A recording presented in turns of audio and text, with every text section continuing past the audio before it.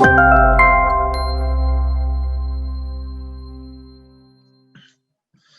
pertanyaan mengenai hidran sebelum kita masuk ke tanggap darurat? Oke Pak, ini ada beberapa pertanyaan yang dari chat ini Pak. Silakan. Mungkin saya bacakan ini untuk ruang metode apa yang digunakan untuk pemeriksaan kopling? Apakah hanya visual atau pakai metode tertentu? Dan berapa standar minimal stok air yang harus ada untuk fasilitas hidran, Pak? Iya. Yang pertama, metode apa untuk pemeriksaan kopling? Ya Pak, itu Ya, sebenarnya metodenya sih cuma pembersihan saja, ya, pemberian pelumas yang tujuannya adalah untuk mempermudah pada saat dibuka, ya Pak. Jadi pemberian pelumas saja, ya bisa grease, ya, atau mungkin 4WD itu apa segala macam, sehingga itu bisa gampang untuk dibuka. Jangan sampai pada saat dibutuhkan susah banget dikarenakan korosi karat yang menempel, ya Pak. Itu sih. Yang kedua, berapa kapasitas apa Pak penyimpanan bak ya? Ya, baknya Pak. Iya. Sebenarnya kapasitas penyimpanan bak itu dilihat dari kebutuhan. Yang pertama dilihat dari mungkin besarnya luasan area kantor kita yang pertama, ya. Yang kedua, selain besarnya area kita, yang kedua berapa banyak kapasitas penggunaan air sekiranya itu digunakan atau dilakukan pemadaman. Karena kalau untuk melakukan pemadaman itu lebih bagus regu yang ada di perusahaan itu lebih dari satu, ya Pak, lebih bagus. Sehingga kita bisa lebih dari satu arah untuk melakukan pemadaman. Nah, itu juga kita harus bisa memaksimalkan berapa kapasitas airnya.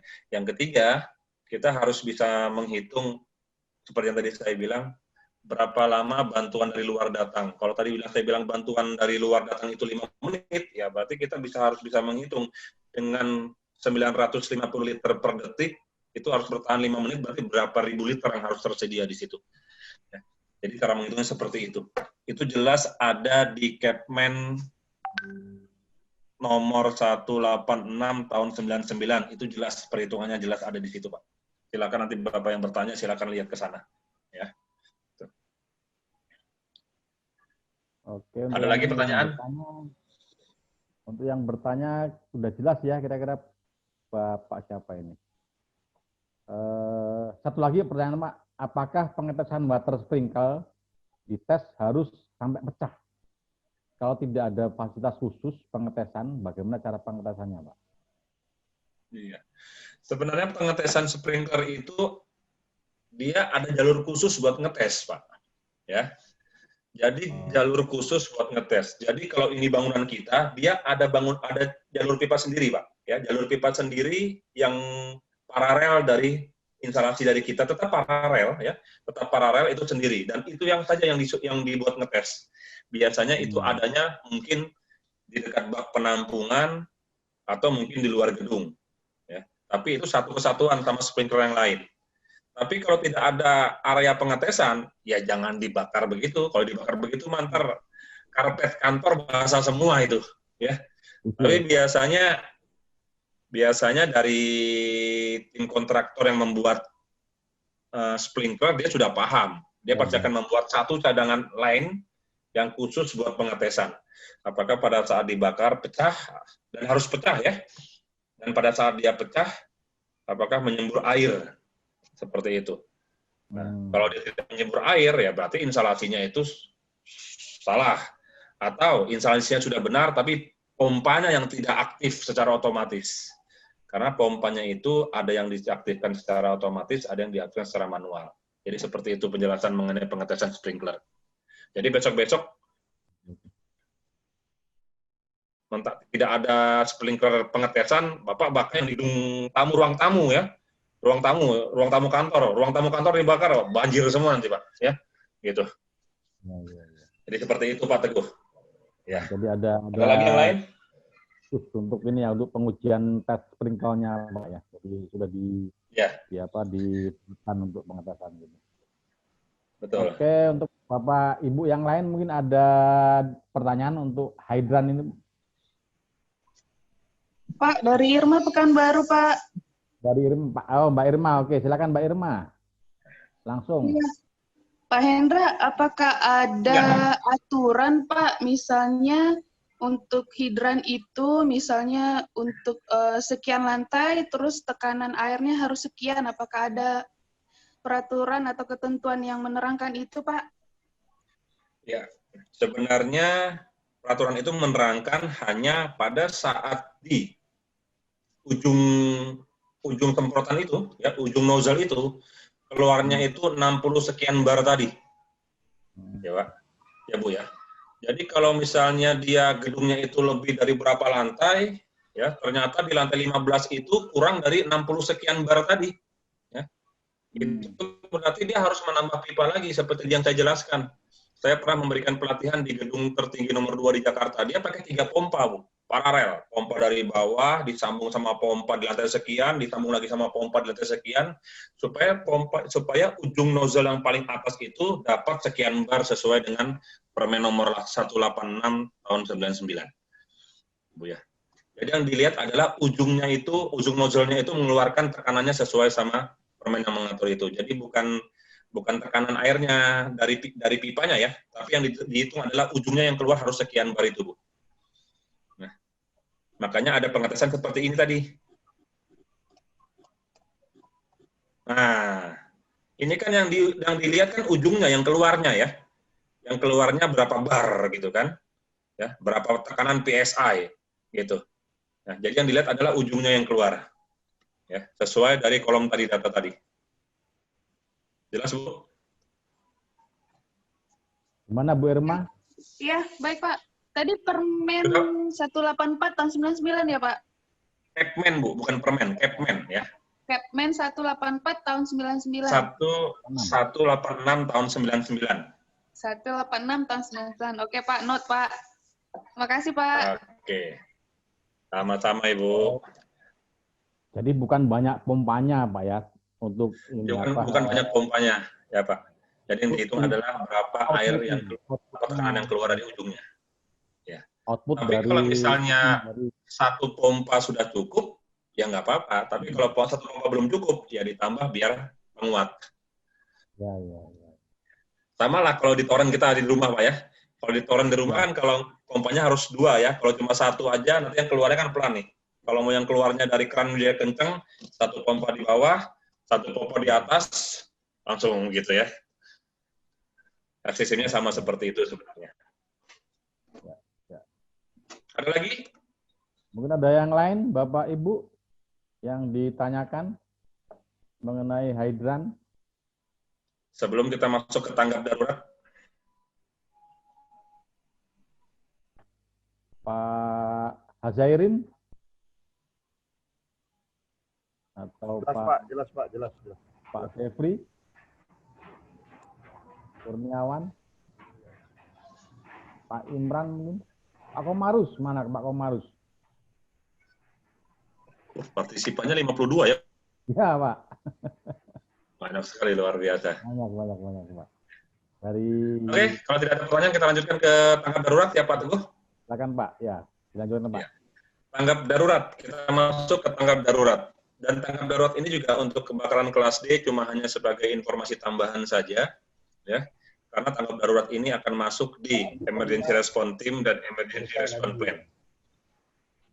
Ya, itu tapi untuk sebagai gambaran saja, mungkin saja tanggap darurat kita di kantor sudah ada. Mau di, ya? Ada SK direktur itu Pak, jangan coba-coba. Ada nih, kasih kirim. Ya, oh, saya kira mau bertanya. Ya. Oke, tanggap darurat. Tanggap darurat itu adalah kondisi yang tidak normal dan yang tidak diduga sebelumnya. Ya. Tidak normal, tidak diduga sebelumnya yang dapat mengancam kehidupan, harta benda, lingkungan, dan mengganggu kegiatan organisasi. Itu yang disebut dengan tanggap darurat. Makanya kita di kantor, di perusahaan, kita harus memiliki yang namanya tim tanggap darurat. Kenapa? Sewaktu-waktu terjadi hal yang disebutkan ini, ya kita sudah terorganisasi dan terkoordinir. Bagaimana cara proses penanganannya. Ya.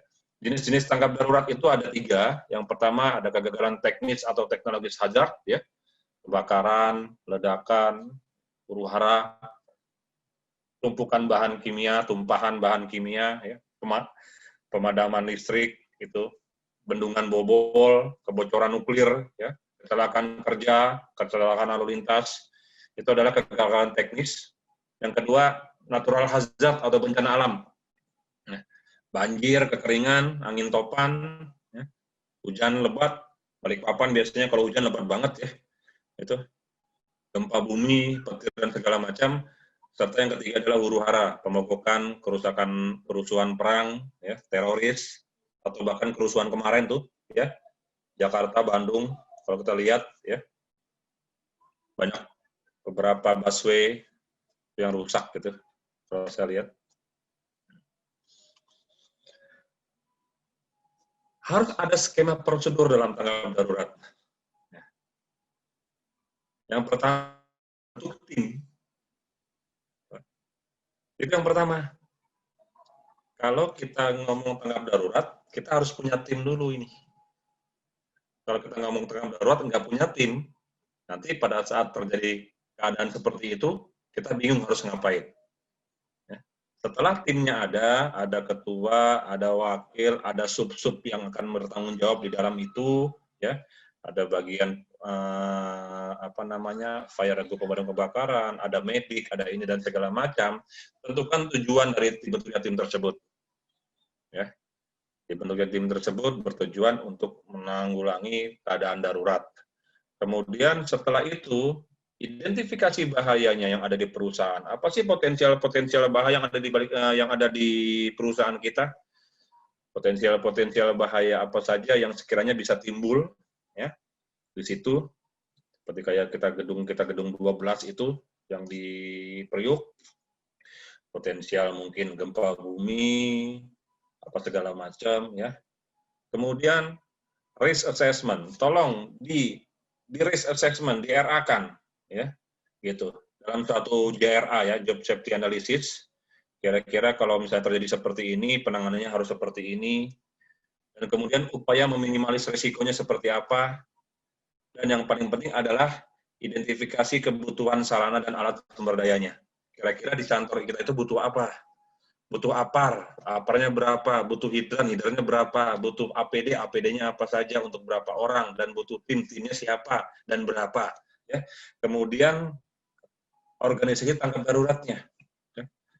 Ada bentuk tim, bentuk organisasi, dan diberitahu tugas-tugas dan tanggung jawabnya. Seperti kayak regu pemadam kebakaran misalnya, kelas C. Di regu penanggulangan kebakaran kelas C, itu minimal ada 4 orang. Minimal harus ada 4 orang. Kenapa saya bilang minimal harus ada 4 orang? Yang pertama ada leader commander, yang kedua ada nozzle man, yang ketiga ada hostman 1, yang keempat ada hostman 2. Jadi yang megang selang 2 orang, yang megang nozzle 1 orang, ya, yang mengomando 1 orang. Minimal ada 4. Minimal 4 ini pun juga nanti komandonya harus buka keran. Ya, Pak. Dia harus seliwar-seliwir, lari-lari. Ya. Seperti itu. Jadi berapa minimal? Kalau saya secara pribadi minimal ada 6 atau ada 7. Ya, Pak. Kami ada 14, bikin 2 tim kalau seperti itu. Apalagi kalau misalnya, kalau saya ke perusahaan, yang perusahaan tersebut mereka aktif dalam 24 jam. Saya bilang kalau Anda aktif dalam 24 jam, berarti Anda harus punya 4 tim. Ya. Mereka bilang, kok 4 tim? Tim 1 di 8 jam pertama, tim 2 di 8 jam kedua, tim 3 di 8 jam ketiga, tim 4-nya standby libur. Nah, karena kalau cuma 3 tim, ini orang nggak libur-libur ini. Senin ketemu Minggu udah libur-libur. Jadi ada 4 tim, 1-nya libur. Nanti di rolling. Seperti itu. Kalau 24 jam. Bagaimana kalau kami cuma office hour aja, dari pagi jam 8 sampai dengan jam 5 sore. Dibikin 2 tim saja. 2 tim itu standby, dua-duanya membantu. Ya. Saya nggak tahu kalau di BKI, regu penanggulangan kebakarannya itu tugas tambahan dari teman-teman atau memang dia adalah tim regu penanggulangan kebakaran, saya kurang paham. Apa ya? Tapi kalau misalnya di kami dulu tim regu tanggap darurat ya tim regu tanggap darurat aja. Ya, Pak. Paling mentok dia paling HSE ya, paling mentok. Jadi dia lebih fokus ke situ. Kerjanya apa? Ya kerjanya ngedrill, latihan. Ya. Setelah ada organisasi tanggap darurat, tugas dan tanggung jawabnya sudah dimengerti sama anggota, kemudian susun SOP tanggap darurat. Sehingga jelas, ini berhubungan sama pertanyaan tadi Pak, siapa tadi berhubungan tanggap darurat. Ada ketua, ada wakil, ada yang bertanggung jawab di keamanan, ada yang bertanggung jawab di konsumsi, ada yang bertanggung jawab di kesehatan, ya. Ada yang bertanggung jawab di masalah pemadaman api kecil, dan segala macam, itu disusun. Ya. Kemudian sosialisasi prosedurnya sesama ketua, sesama anggota, kemudian baru di-drill. Jika di-drill ini seperti apa, bikin skenario-nya. Terjadi kebakaran di lantai 4 misalnya. Nah, kalau terjadi kebakaran di lantai 4, lantai 5, 6, 7, sampai 12, kemana larinya? Nah, karena itu harus betul-betul di-drill-kan. Itu betul-betul harus diskenario-kan. Kalau kebakaran di lantai 12, mah enak. Ya, Pak? Maksudnya jangan sampai lah. Tapi ini kalau kebakaran di lantai atas kan enak, tinggal turun ke bawah sudah.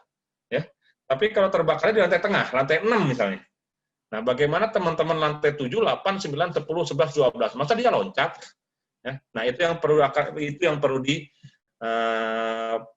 perlu dipikirkan oleh teman-teman tanggap darurat. Ya. Apakah ada tangga darurat tambahan? Ya, yang berada di luar gedung, yang vertikal, nempel di dinding, ya, dan sebagainya macamnya. Nah, setelah di-drill, kemudian dievaluasi, diperbaiki, sehingga pada saat drill selanjutnya, itu bukan masalah lagi, tapi yang sekiranya tidak perlu diperbaiki, ya sudah. Gitu. Kemudian drill tersebut, jika memang bisa, ada bantuan dari pihak ketiga. Siapa pihak ketiga? Ambulan dari luar, pemadam kebakaran dari luar, kepolisian dari luar. Nah, itu betul-betul diskeneriokan. Ya.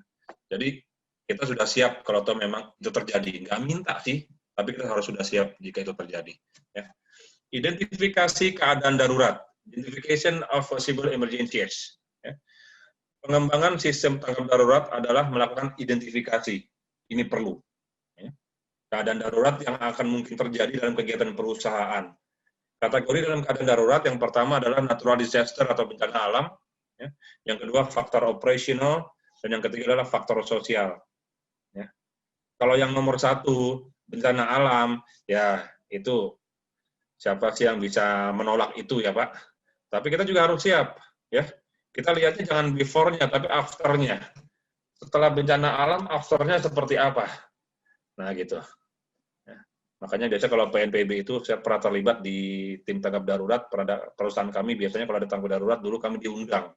Silakan mengirim berapa orang buat membantu PNPB, dulu kami begitu. Kami biasa kebagian di gelombang yang kedua. Kalau gelombang yang pertama ini biasanya tim BNPB, PMI, dan tentara. Gitu. Ini tim pertama ini tim sakit nih Pak kalau kita bilang ya. Listrik belum ada. Ya, Pak. Listriknya belum ada, masih padam. Yang kedua mungkin banyak jasad-jasad dan segala macam. Kalau yang kedua ini udah rapi banget, maksudnya bukan rapi ya, udah tidak begitu parah seperti kayak yang pertama. Listrik juga sudah ada. Ya. Yang paling enak itu yang gelombang 4. Gelombang 4 ini tinggal persiapan untuk menyambut pejabat, sehingga semuanya sudah lengkap. Tenda besar ada, tenda kecil ada. Semuanya sudah bagus ya, tenda tentara itu apa, tenda komando itu ada ya. Yang paling sakit adalah gelombang pertama, dan saya tidak pernah mendapatkan gelombang pertama. Biasa kalau perusahaan itu gelombang kedua kita. Itu gelombang kedua. Saya terlibat di situ 2 kali. Pak. Yang pertama yang di Aceh, saya terlibat. Yang kedua saya yang di mana ya? Itu di daerah Jawa pokoknya, itu saya terlibat. Tapi setelah itu nggak lagi. Ya, Pak.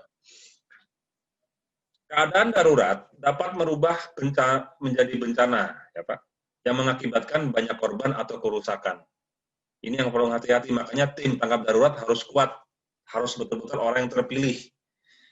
Lebih bagus lagi orang yang sudah tersertified, yang sudah dapat latihan. Ya. Bagaimana kalau tim tanggap darurat kami dibantu sama security? Silakan, walaupun security-nya pihak ketiga atau outsourcing, silakan, nggak apa-apa, ya Pak. Karena memang tim security itu bisa diperdayakan. Ya. Perencanaan awal untuk pre-planning, ya. Membuat skenario atau simulasi keadaan darurat, ini perlu. Makanya awalnya itu harus skenario dulu. Bagaimana jika begini, bagaimana jika begini, tim akan begini. Diskenariokan dalam tulisan, kemudian dipraktekkan dalam praktek lapangannya seperti apa. Tapi tanpa diketahui oleh banyak orang. Makanya kalau misalnya drill, itu tim tanggap darurat, kalau misalnya drill, itu sebisa mungkin teman-teman karyawan yang lain jangan tahu. Nanti kita lihat responnya bagaimana. Gitu. Pada saat terjadi emergensi, baik itu alarm dihidupkan dan segala macam, teman-temannya seperti apa, kerjanya floor warden itu bagaimana, ya. Apakah teman-teman larinya masih lari semrawutan, apakah teman-teman larinya masih bawa laptopnya, masih bawa barang-barang yang susah buat dia untuk evakuasi, apakah yang wanita itu masih menggunakan high heels, ya. Karena dalam tanggap darurat, itu seorang floor warden harus mengingatkan. Yang pertama yang diingatkan adalah membawa barang, cukup barang pribadi atau barang yang tidak mempersulit Anda untuk evakuasi. Yang kedua, bagi wanita yang menggunakan high heels atau sepatu yang sekiranya berbahaya pada saat evakuasi harus dilepas. Dan yang ketiga, memastikan orang-orang yang sakit harus betul-betul ditolong jika memang butuh pertolongan. Dan yang keempat, memastikan orang yang ada di bangunan lantai tersebut sudah kosong. Itu tugasnya floor warden. Nah, itu diskenariokan harus ada di situ. Yang kedua, sumber daya yang diperlukan. Tunjuk orang-orang yang betul-betul kompeten, ya, dan orang-orang yang bisa kerjasama. Karena di sini adalah tim. Yang ketiga, pengendalian strategi pengendalian keadaan darurat itu seperti apa? Tim medisnya seperti apa? Ya, baru tim informasi ke eksternalnya seperti apa? Kemudian tim fire drill-nya untuk tim regu penanggulangan kebakarannya seperti apa, tim floor warden-nya bagaimana. Itu juga diatur, dikomunikasikan, dan organisasi serta sistem komunikasi dampak terhadap lingkungan seperti apa. Pada saat terjadi kebakaran, apakah ada sesuatu hal yang bisa merusak ekosistem lingkungan, kebocoran, dan segala macam. Ya. Serta perencanaan pos pemadam kebakaran. Biasanya itu ada ring 1, ring 2, dan ring 3. Nah, itu biasanya kalau dulu kami serahkan kepada chief security biasanya. Jadi chief security yang akan berkoordinasi dengan ring 1, ring 2, dan ring 3. Karena memang dia secara komunikasi dengan dinas-dinas terkait sudah paham di situ. Ya. Standar waktu, nah ini. Saya tadi mau tanya sama Pak Tunjung sih, tapi Pak Tunjung tidak ada. Pada saat, mungkin Pak Teguh tahu kali Pak, pada saat fire drill di BKI Priok, kira-kira pernah nggak Pak Teguh tahu menghabiskan berapa lama waktu dari awal start sampai dengan finish selesai, gitu Pak.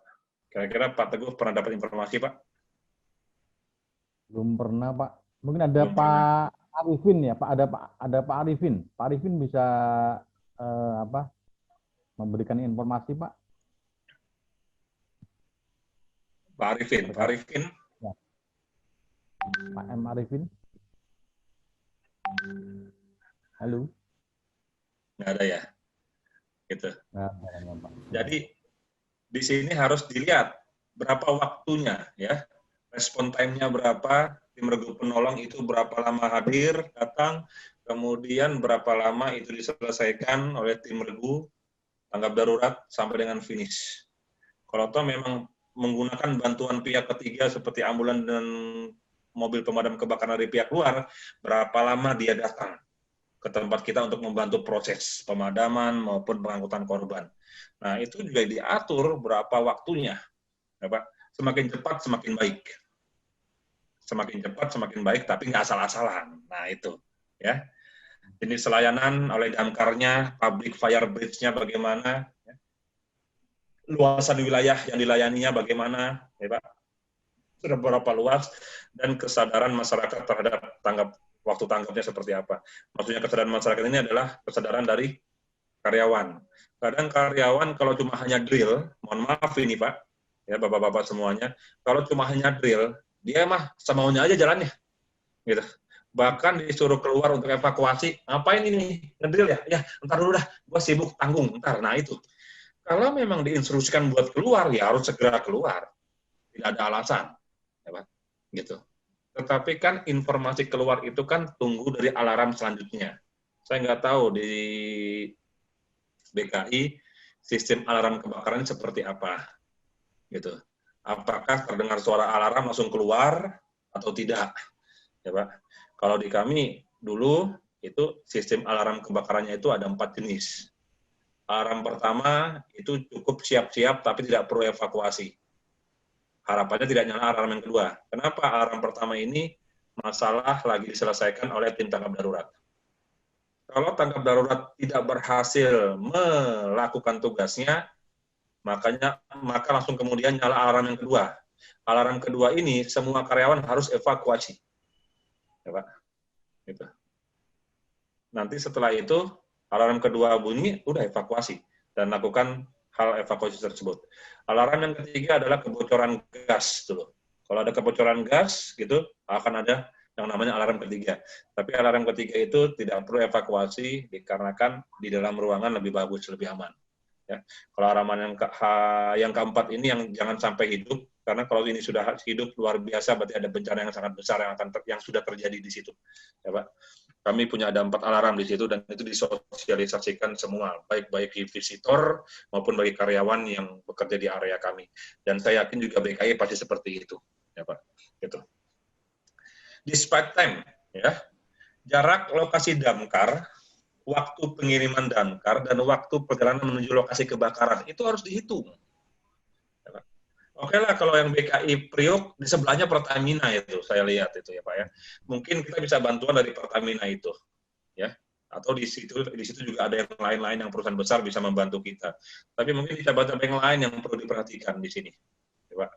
Berapa lama tim damkar dari luar itu datang membantu kita ke sini? Itu juga harus dihitung. Kalau memang tadi saya bilang seperti di awal 5 menit, ya berarti kita harus bertahan dulu selama 5 menit sampai dengan bantuan datang. Jangan sampai kita cukup bisa bertahan 3 menit. 3 menit bertahan, 2 menitnya habis, ya sama aja. Ya. Gitu. Itu yang namanya menghitung dispatch time-nya. Ya. Prosedur keadaan darurat. Ya. Struktur organisasi keadaan darurat sekali lagi harus ada, dan saya yakin di BKI juga sudah ada. Ya. Yang kedua, tugas dan tanggung jawab timnya sudah jelas. Yang menjadi tim fire, siapa yang menjadi tim kesehatan, siapa yang menjadi tim rescue, siapa yang menjadi forwarden, siapa yang menjadi konsumsi, dan segala macam. Ya. Emang konsumsi perlu. Kenapa? Drill aja kalau nggak ada konsumsi, orang-orang pada males soalnya. Ya. Biasanya saya kalau ngedrill, dan teman-teman biar semangat, kami menyediakan roti sama kacang hijau, Pak. Sama telur rebus. Ya, yang penting ada makanannya. Senang teman-teman. Tapi kalau nggak ada makanannya, mereka bilang, wah kering. Ngedrill apaan nih kering? Dia bilang begitu ya. Nah, itu sebagai pendongkrak biar minat lah mereka ngedrill ya. Gitu. Logistik itu masuknya. Ya. Logistik, ya. Itu harus, ya Pak. Yang kedua, sarana yang diperlukan, ya, koridor, tangga darurat, ya, pintu darurat. Ingat, pintu darurat tidak boleh bisa dibuka dari luar. Pintu darurat itu hanya bisa dibuka dari dalam, bukan dari luar. Dikarenakan hanya bisa dibuka dari dalam, maka pintu darurat tidak boleh terkunci. Sekali lagi, pintu darurat itu tidak boleh terkunci. Karena dia hanya bisa dibuka dari dalam, bukan dari luar. Saya pernah pada saat saya audit, mana pintu darurat? Saya tanya, itu, saya buka. Lah, kok kekunci? Ya Pak, takut ada pencuri. Gimana pencuri bisa masuk? Kan dia bisanya dibuka dari dalam. Kecuali dia pintu daruratnya itu bukan beli langsung jadi pintu darurat, tapi dia bikin sendiri. Kalau pintu darurat bikin sendiri, nah itu beda Pak. Ya, itu kayak pintu di rumah biasa kalau itu ya. Karena pintu darurat itu harus yang bisa tahan api selama 1 jam terbakar. Ya. Sesuai dengan Kepmen 186 tahun 1999, jenis pintu darurat itu adalah pintu yang tahan oleh api pada saat dibakar dalam waktu 1 jam. Lewat dari 1 jam, dia nggak tahan. Nah, jalur komando dan komunikasi pengamanan itu juga penting. Ini juga perlu, ya, gitu.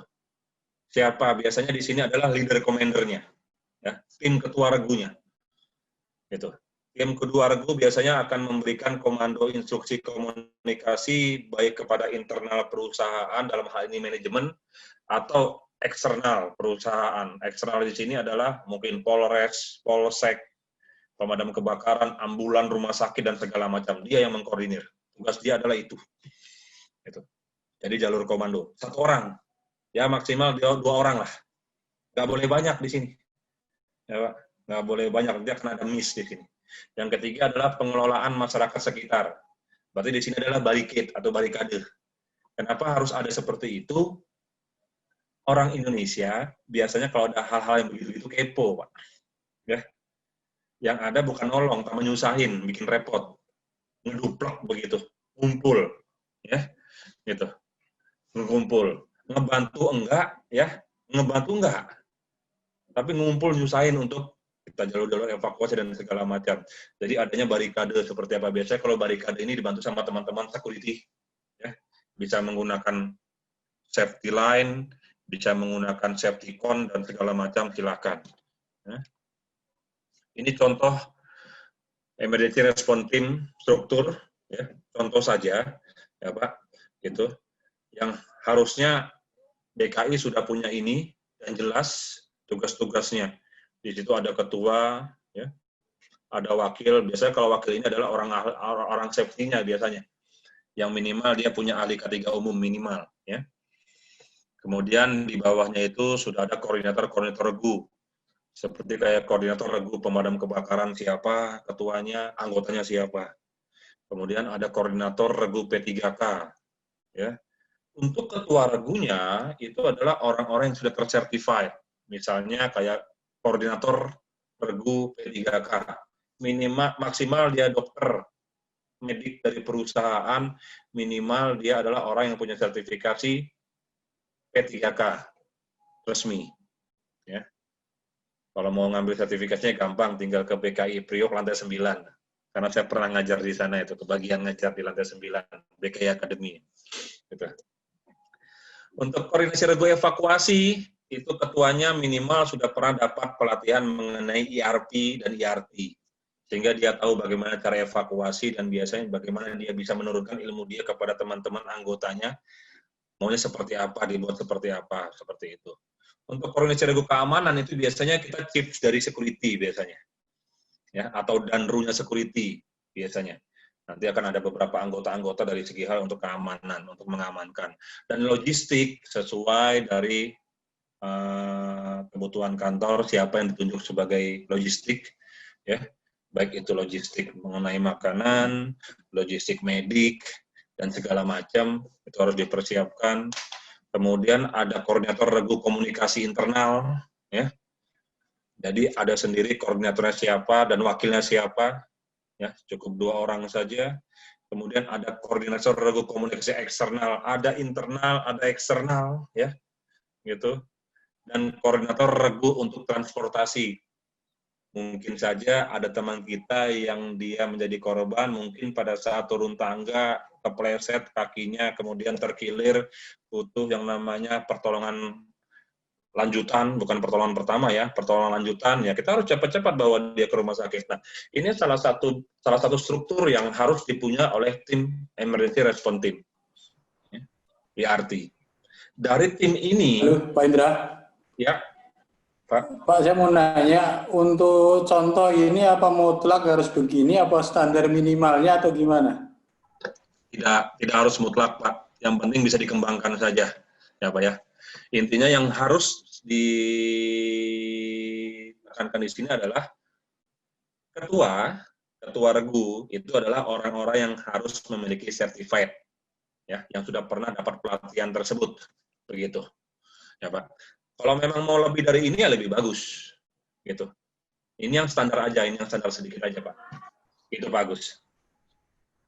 Apakah namanya bisa, jabatannya bisa dirangkap antar Jabatan koordinator bisa itu? dirangkap selama tidak mengganggu, tapi kalau untuk kebakaran sama P3K nggak bisa dirangkap ya.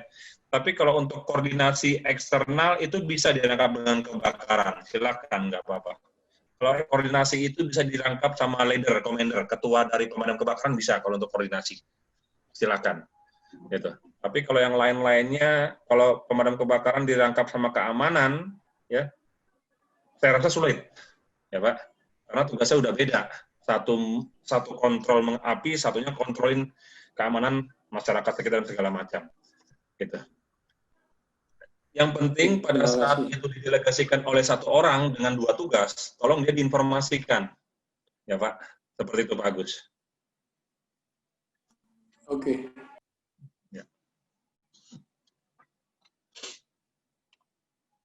Prosedur jika melihat adanya kebakaran. Saya yakin DKI sudah punya prosedur ini, saya yakin. Ya Pak. Mungkin kita sama lah prosedurnya, kurang lebih lah ya. Gitu. Yang pertama, ini agak susah ya. Karena orang kalau melihat api ada yang santai-santai saja, ada yang agak sedikit panik, ada yang paniknya luar biasa. Ya Pak. Gitu. Tapi pada saat prosedur ketika melihat kebakaran, harusnya kita semua harus tetap tenang. Ya. Jangan panik. Terutama tim yang tergabung dalam ini. Ya. Bagaimana dia mau menenangkan karyawan-karyawan yang lain kalau dia paniknya setengah mati. Ya. Nanti karyawan nggak percaya sama dia nanti. Ya. Gitu. Jadi kita yang bergabung dalam struktur ini, tenang, jangan panik. Makanya perlu yang namanya fire drill. Maksudnya drill ini adalah latihan. Ya. Yang kedua, jika memang SOP-nya diperbolehkan untuk menyalakan alarm secara manual, ya Pak, silakan salah satu dari kalian untuk menyalakan alarm emergensi. Ya. Atau kalau memang tidak ada tombol alarm, dikarenakan alarm adalah otomatis, ya, silakan Anda memberikan sign atau tanda berupa teriakan. Ya, Pak. Informasi teriak itu kemana? Kepada floor warden. Siapa floor warden? Yang tadi saya jelaskan, orang yang bertanggung jawab di satu lantai tersebut. Kalau misalnya lantai 5, berarti satu orang floor warden lantai 5. Kalau misalnya lantai 12, satu orang floor warden lantai 12. Beritahu floor warden, gitu. Biar nanti floor warden akan menjalankan sesuai SOP yang dia dapat sebagai floor warden. Apa saja SOP-nya? Sebenarnya ini ada training khusus untuk floor warden, tapi akan saya sharing beberapa sedikit. Floor warden harus juga tenang dan segera berkoordinasi dengan anggota tim, apakah perlu yang namanya evakuasi atau tidak. Jika memang harus evakuasi, dia harus memberikan instruksi kepada teman-teman tetap tenang, ya, memberikan instruksi sama teman-teman kantor untuk evakuasi dengan cara yang aman, apa saja yang harus dibawa dan segala macam. Itu floor warden. Gitu. Yang ketiga, berusaha memadamkan api menggunakan APAR. Biasanya floor warden dia sudah tersertified untuk kebakaran kelas D biasanya, sehingga dia boleh buat pakai APAR. Kalau toh memang dia bisa untuk menggunakan APAR, silakan berusaha untuk memadamkan APAR. Ingat, api itu tidak langsung besar. Kebanyakan api itu dari titik kecil. Makanya bisa dipadamkan sama media APAR. Kecuali itu peledakan ya. Flammable ya, beda. Ya, Pak. Jadi, berusaha untuk memadamkan api menggunakan APAR. Kalau memang perlu hidran, silakan hidran. Yang tersedia di setiap lantai. Ingat, hidran yang digunakan adalah hidran halaman dulu, hidran gedung dulu, bukan hidran halaman. Kebakaran listrik dilarang dipadamkan menggunakan air hidran kecuali listrik sudah diputuskan. Pak. Ingat, tadi saya diinformasikan oleh Pak Jujung ya, kita menggunakan air di sana. Jadi tolong jika kita ingin menggunakan hidran gedung, pastikan listrik sudah mati dulu. Kalau toh memang itu ada indikasi area kabel listrik di area itu. Kenapa? Takutnya pada saat Bapak menggunakan hidran gedung, yang materialnya adalah air, takutnya apinya padam, yang nyemprot juga padam. Ya. Kenapa? Karena ada potensial arus listrik di situ. Tapi kadang itu yang tidak terpikir. Kenapa? Karena panik tadi. Ya. Gitu. Kemudian segera kontak koordinator keadaan darurat. Siapa koordinator kontak keadaan darurat? Ya, bisa leader commander, ya, bisa ketua tim penanggulangan kebakaran, ya, dan segala macam, bisa ketua IRT, ya, dan segala HSE bisa silakan koordinasi. Dan kalau memang SOP sudah jelas jika terjadi kebakaran harus mematikan energi listrik, harus ada orang khusus yang mematikan energi listrik. Harus ada orang khusus yang mematikan energi listrik. Gitu. Siapa dia? Ya saya nggak tahu, diatur di BKI siapa. Ya. Biasanya kalau untuk energi listrik ini kita harus mematikan secara manual biasanya. Ya. Kita akan mematikan secara manual. Kalau api sudah membesar dan ada tim pemadam kebakaran akan mematikan satu area. Ya, Pak. Jadi mencari aman aja dulu. Ya. Jadi bukan hanya gedung kita saja, tapi semua area itu dimatikan sama dia. Ya. Apabila api tidak dapat dia kuasai, segera keluar dari ruang dengan cepat. Ya.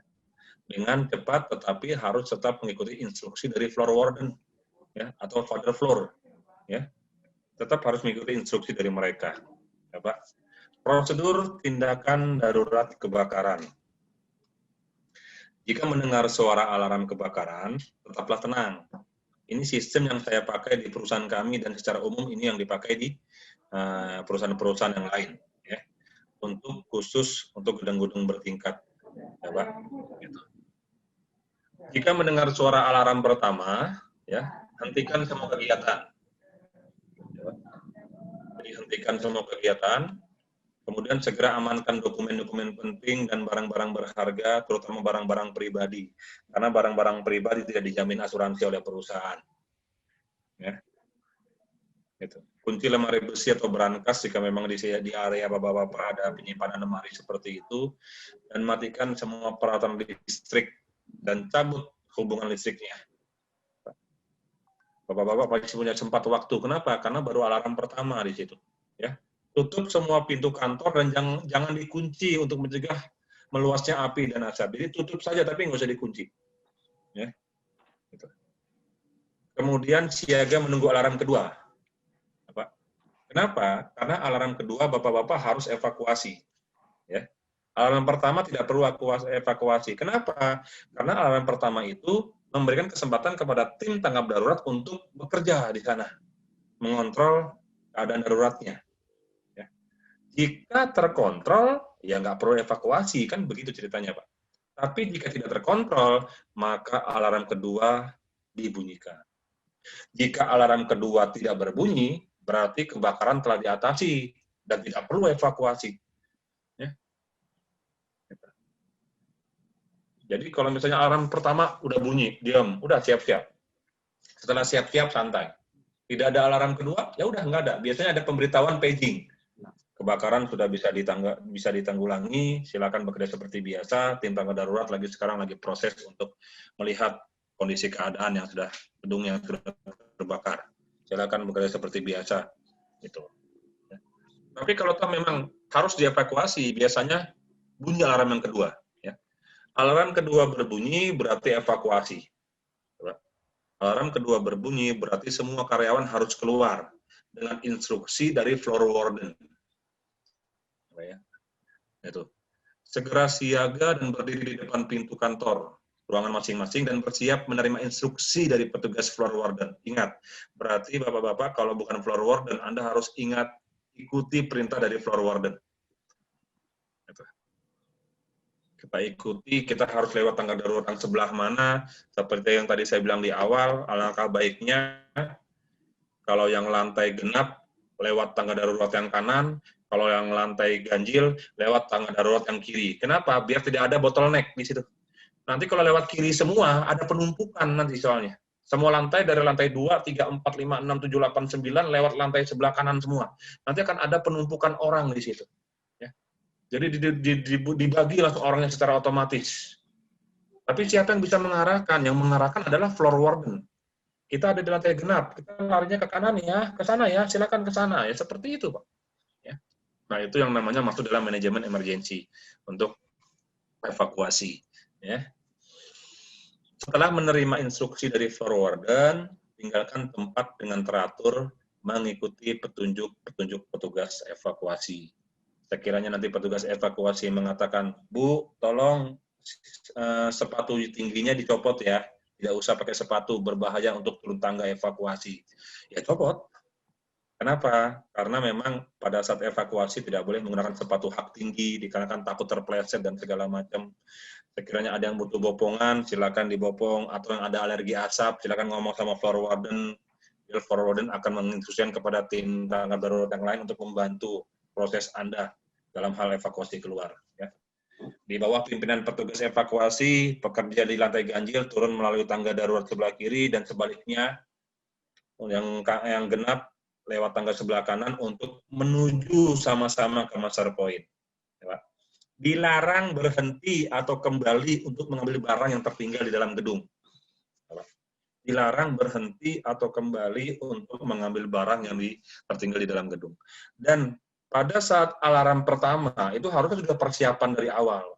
Makanya pada saat alarm kedua berbunyi, harusnya sudah tidak ada lagi barang Anda yang tertinggal, terutama barang pribadi.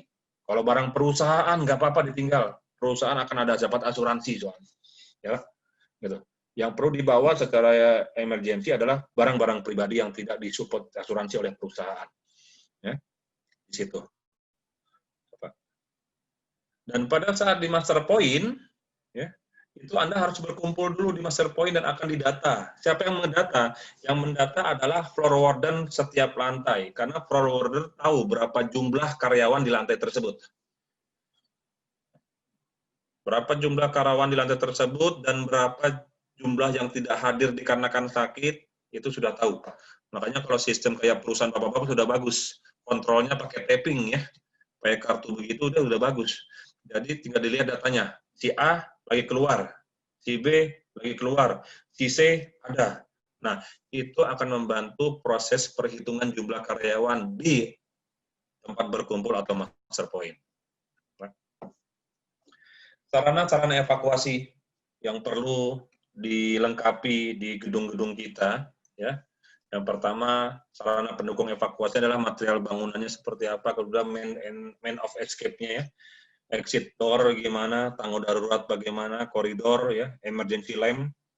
Emergency lamp akan aktif pada saat listrik dimatikan, dan safety sign sebisa mungkin yang berbahan apa yang pada saat gelap menyala itu ya, berbahan, aduh saya lupa itu yang kalau pada saat tidak ada cahaya lampu dia menyala. Fluoresen, ya. Pak. Fluoresen. Fosfor ya. Fluoresen. Ya itu. Atau safety sign yang berupa box yang dia ada lampu di dalam yang dia jadi satu gabung sama lampu emergency. Jadi pada saat emergency ayah hidup, dia juga hidup ya. Untuk tujuannya menunjukkan arah keluar bagi karyawan dalam masa evakuasi. Adanya sistem deteksi, alat proteksi kebakaran, lift darurat ya. Tapi lift darurat ini biasa digunakan untuk hanya tim pemadam kebakaran ya. Kebanyakan lift itu tidak boleh digunakan pada saat dalam kondisi darurat ya. Persediaan air ya minimal 50 sampai 100 meter kubik ya. Alat komunikasi berupa mungkin HT ya, atau telepon, generator set. Itu perlu juga. CCTV bisa juga sebagai data nanti pada saat pengambilan sampel data setelah kebakaran. Breathing apparatus, ya, SCBA, fire blanket, dan prosedur instruksi itu juga harus diperhatikan untuk sarana evakuasi. Prasarana keadaan darurat. Prasarana harus disiapkan sesuai hasil identifikasi. Yang pertama, sarana penyelamatan manusia. Itu yang penting dulu, rescue dulu. Ya. Manusia dulu yang diutamakan. Kenapa? Karena manusia nilainya tak ternilai harganya, nyawa soalnya. Ya. Jadi manusia dulu. Ya, Pak. Setelah manusia selamat, baru silakan yang bukan manusia. Ya, gitu. Yang kedua, alat pemadam kebakarannya tolong diperhatikan. Ya. Kemudian peralatan dan sistem komunikasinya, ya, Pak. Logistik, ya. Walaupun kita dalam posisi drill, fire drill, ini juga harus diperhatikan. Pak, tenaga medis bagaimana? Jangan sampai orangnya 40, dokternya 1. Ya. Itu. Biasanya dokter medik satu dibantu sama asisten medik orang-orang yang tersertified. Khusus buat medik dia harus sertifikasi P3K ya. Sertifikasi bisa Kemenaker ya. Sertifikasi bisa BNSP silahkan. Tapi khusus buat medik karena dia butuh keahlian khusus ya karena berhubungan sama mengobati manusia ya, nyawa soalnya. Pertolongan pertama soalnya ya. Itu dan pusat krisis atau krisis center ya. Krisis center itu adalah tenda besar yang di dalamnya adalah orang-orang yang butuh pertolongan pertama ya, Pak. Dan fasilitas-fasilitasnya dia tentunya bisa oksigen. Biasanya kalau kebakaran itu kan orang yang kebanyakan menghirup asap ya, oksigen bisa di situ ada ya, atau mungkin perban air yang untuk luka bakar supaya pada saat dia luka bakar ditempel sama itu adem ya, semacam kayak gel begitu dia soalnya ya, dan segala macam silakan dipersiapkan. Jika organisasi tidak mampu memenuhi, dapat dilakukan kerjasama dengan organisasi atau Pemda setempat atau dengan perusahaan-perusahaan di sebelah kita. Jadi kerjasama kita bisa seperti itu. Ya. Contoh, perusahaan yang menyewa kantor di gedung lantai sekian, dia tetap ada yang namanya emergency response team, dia tetap ada. Tapi untuk penanggulangan kebakaran dan segala macam, biasanya mereka mengikuti manajemen gedung biasanya. Nah, itu yang dinamakan kerjasama namanya, Pak. Ya, bisa kerjasama seperti itu, atau kita bisa kerjasama dengan perusahaan di sebelah kita.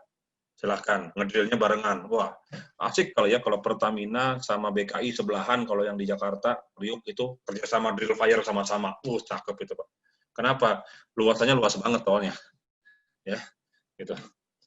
Sehingga kerjasamanya timnya dari Pertamina sama tim dari BKI sama-sama kerjasama. Wah, cakep itu, Pak. Mantap. Ya. Pembinaan dan pelatihan. Supaya drill itu berjalan dengan baik dan pada saat dibutuhkan itu betul-betul sesuai dengan apa yang pernah kita diskusikan oleh tim tanggap darurat. Silakan lakukan 3 poin ini, ya Pak. Pelatihan yang terencana dan berkesinambungan terus-menerus, khususnya bagi yang terlibat. Ini hanya bagi yang terlibat saja. Bagi yang tidak terlibat, Anda cukup dapat perintah dan berkumpul di master point. Udah itu aja, ya. Dalam rantai komando sehingga mengetahui peran dan tanggung jawabnya. Ya. Tim pemadam kebakaran, silakan latihan sendiri bagaimana cara memadamkan kebakaran, menggunakan strategi-strategi apa, gitu ya. Tim medis atau first aider, silakan diperbanyak anggotanya, apa dengan cara apa, memberikan pelatihan-pelatihan kepada anggota-anggota yang dianggap mampu, ya Pak. Karena kalau tim tim first aid ini, tim medis ini, kita harus orang-orang yang mentalnya harus mental baja, Pak. Kenapa saya bilang harus mental baja? Dia harus siap capek membopong temennya. Dia harus kuat melihat darah. Jangan sampai tim medis lihat darah pingsan duluan. Ya, gitu. Jadi harus betul-betul yang dipilih adalah orang-orang yang dianggap mampu. Ya Pak. Kemudian security dilibatkan. Security itu betul-betul sangat bermanfaat untuk kita libatkan. Karena dia juga pada saat masuk ke anggota security atau asosiasi security, mereka juga dapat pelatihan-pelatihan dasar tentang itu. Ya. Makanya ada namanya Satya gitu kalau dia ya. Itu sehingga media utama baru yang gitu ya. Untuk di level security libatkan mereka. Libatkan mereka. Bisa saja mereka dilibatkan di keamanan, bisa dilibatkan di tim kebakaran dan segala macamnya. Ya. Komunikasi. Sistem komunikasi harus disusun dan diterapkan tentang cara, sistem, prosedur, dan sarananya. Internal, deteksi keadaan darurat hingga penanggulangannya bagaimana. Yang kedua, manajemen dan para pekerja bagaimana. Maksudnya ini sistem komunikasi internal, manajemen kita, bos-bos kita di perusahaan, itu ingin tahu juga bagaimana keadaan karyawan, bagaimana keadaan perusahaan, bagaimana cara penanggulangannya sudah sampai di mana. Itu mereka perlu tahu. Disitulah yang namanya adanya internal komunikasi. Mereka harus tahu bagian mana yang terbakar, bagaimana penanggulangannya, dan segala macam. Selain internal, harus juga ada eksternal. Kepolisian setempat, Polres, Polsek, dan segala macam. Ya. Kemudian ambulan, ya. Kemudian mobil pemadam kebakaran, ya. Lurah, camat kalau memang diperlukan. Ya, Pak. Itu. kemudian masyarakat sekitar diinformasikan tentang kondisi keadaan daruratnya untuk mencegah kepanikan dan jatuh korban yang tidak diinginkan. Ya. Selain itu, tolong buat barikade. Nah, ini komunikasi emergency notification untuk krisis manajemen tim. Ya. Harusnya di mana tim ERP sudah punya ini ya, terutama leader commander. Dan di perusahaan biasanya tertulis jika keadaan darurat silakan telepon ini, itu harusnya ada. Sehingga karyawan-karyawan jika melihat dalam potensial keadaan darurat, dia sudah bisa menelpon ke siapa. Harus tahu dan harus ada nomor telepon direktur berapa. Kedua, harus tahu nomor telepon yang jelas yang berhubungan sama level manajemen lah. Sehingga di sini mereka juga dapat diinformasikan untuk jalur komando dan kewenangan. Ya, itu. Ini untuk internal, ini untuk eksternal, ya. Nomor telepon bantuan damkar, ya, kepolisian, ya. Ini nomor teleponnya 024 ini mana ya? Semarang, Pak ya, nomor 24 ya, 024 ya. Area 024 ini area Semarang ini yang saya ambil ya. Nah, di sini nomor kode-kode ini ada, walaupun memang polisi, pemadam, SAR, gangguan telepon, ambulan, informasi kereta api listrik, kereta api, PLN itu memang se-Indonesia sama ya. Tapi minimal nomor-nomor orang lain yang rumah sakit lokal, nah, itu harus ada. Sehingga pada saat Anda membutuhkan itu semua, mereka bisa dikontak dan mereka bisa ada. Ini namanya komunikasi untuk eksternal. Ini komunikasi internal, level manajemen, ini komunikasi eksternal. Nah, tim tanggap darurat, terutama leader commander, harus betul-betul bisa untuk berkomunikasi baik internal maupun eksternal. Maaf, saya mengatakan cukup leader commander. Apa? Kalau untuk regu penanggulangan kebakaran, kita fokus di APAR saja, kita fokus di hidran saja, ya. Nggak usah, saya menghubungin ini, saya mau itu sudah tugasnya leader commander, ya Pak. Gitu. Penutup, ya. Kebakaran memiliki potensi lebih risiko tinggi, ya. Karena itu penanganan K3 harus mendapat perhatian khusus. Fokus ke K3-nya, apakah sudah sesuai sama regulasi-regulasi yang tadi kita baca di awal. Kalau tahu memang kurang dari regulasi itu, tolong dilengkapi. Kalau sudah sesuai sama regulasi, itu bagus, ya Pak. Yang kedua, kebakaran dapat diprediksi. Maksudnya dapat diprediksi ini bisa dinilai, ya, bisa di risk assessment-nya, ya. Resikonya dapat diperhitungkan, maksudnya ya. Oleh karena itu, upaya penanggulangannya dapat direncanakan, ya Pak. Dalam situasi darurat, semua penghuni akan terlibat dalam situasi ancaman bahaya. Semua penghuni, baik itu yang tergabung dalam struktur maupun yang tidak. Karena itu semua tempat harus memiliki buku panduan tanggap darurat dan disosialisasikan setelah dilakukan gladi bersih, simulasi secara berkala, minimal setahun sekali, minimal. Ya. Sarana proteksi kebakaran setiap saat harus siap digunakan, kayak APAR harus siap digunakan, sprinklernya harus siap digunakan, ya Pak, hidrannya juga harus siap digunakan. Bagaimana siapnya? Ya harus ada pemeriksaan secara berkala, ya, pemeliharaan, pemeriksaan dan pengujian tentunya, ya Pak. Kemudian sarana evakuasi harus tetap dijamin tidak terhalang. Ya.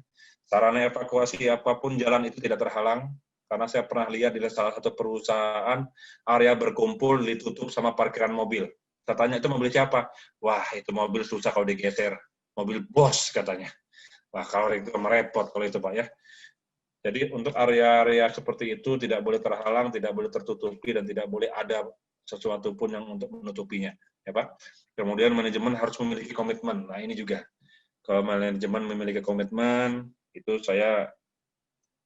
kalau saya bilang BKI manajemennya memiliki komitmen. Kenapa? Salah satunya adalah beberapa kali saya dipanggil sama pihak BKI untuk memberikan training, memberikan assessment, memberikan pengetahuan kepada teman-teman semuanya, ya, baik yang sudah tahu maupun yang belum tahu, ya Pak. Ini salah satu bentuk komitmen perusahaan untuk memberikan wawasan lebih kepada baik di pusat maupun di cabang-cabang. Berarti kalau saya bilang komitmen K3 sudah cukup baik, ya Pak. Tinggal ditingkatkan lagi aja. Tergantung budgetnya ada apa enggak, Pak ya. Oh, iya. Tergantung budget kalau itu ya Pak Teguh ya. Betul, Pak. Kalau budget pasti ada lah, BKI suge. Ya. Dan yang terakhir, persyaratan teknis mengenai K3 penanggulangan kebakaran, ya, sesuai dengan Undang-Undang Keselamatan Kerja nomor 1 tahun 70, kemudian Kepmennya Kepmen nomor 186 tahun 99, permennya Permen nomor 4 tahun 80, tolong dilihat apakah sudah sesuai sama standar tersebut. Jika memang sudah sesuai, bagus, tinggal ditingkatkan. Jika belum sesuai, tolong ditingkatkan. Gampang kok Pak maju ke pimpinan, regulasinya ada, ya udah tinggal majukan regulasinya. Nanti tinggal manajemen akan memberikan balasan bagaimana apakah itu bisa dijalankan di kantor-kantor cabang kita. Mungkin dari saya cukup sekian Pak Teguh dan teman-teman, ada pertanyaan?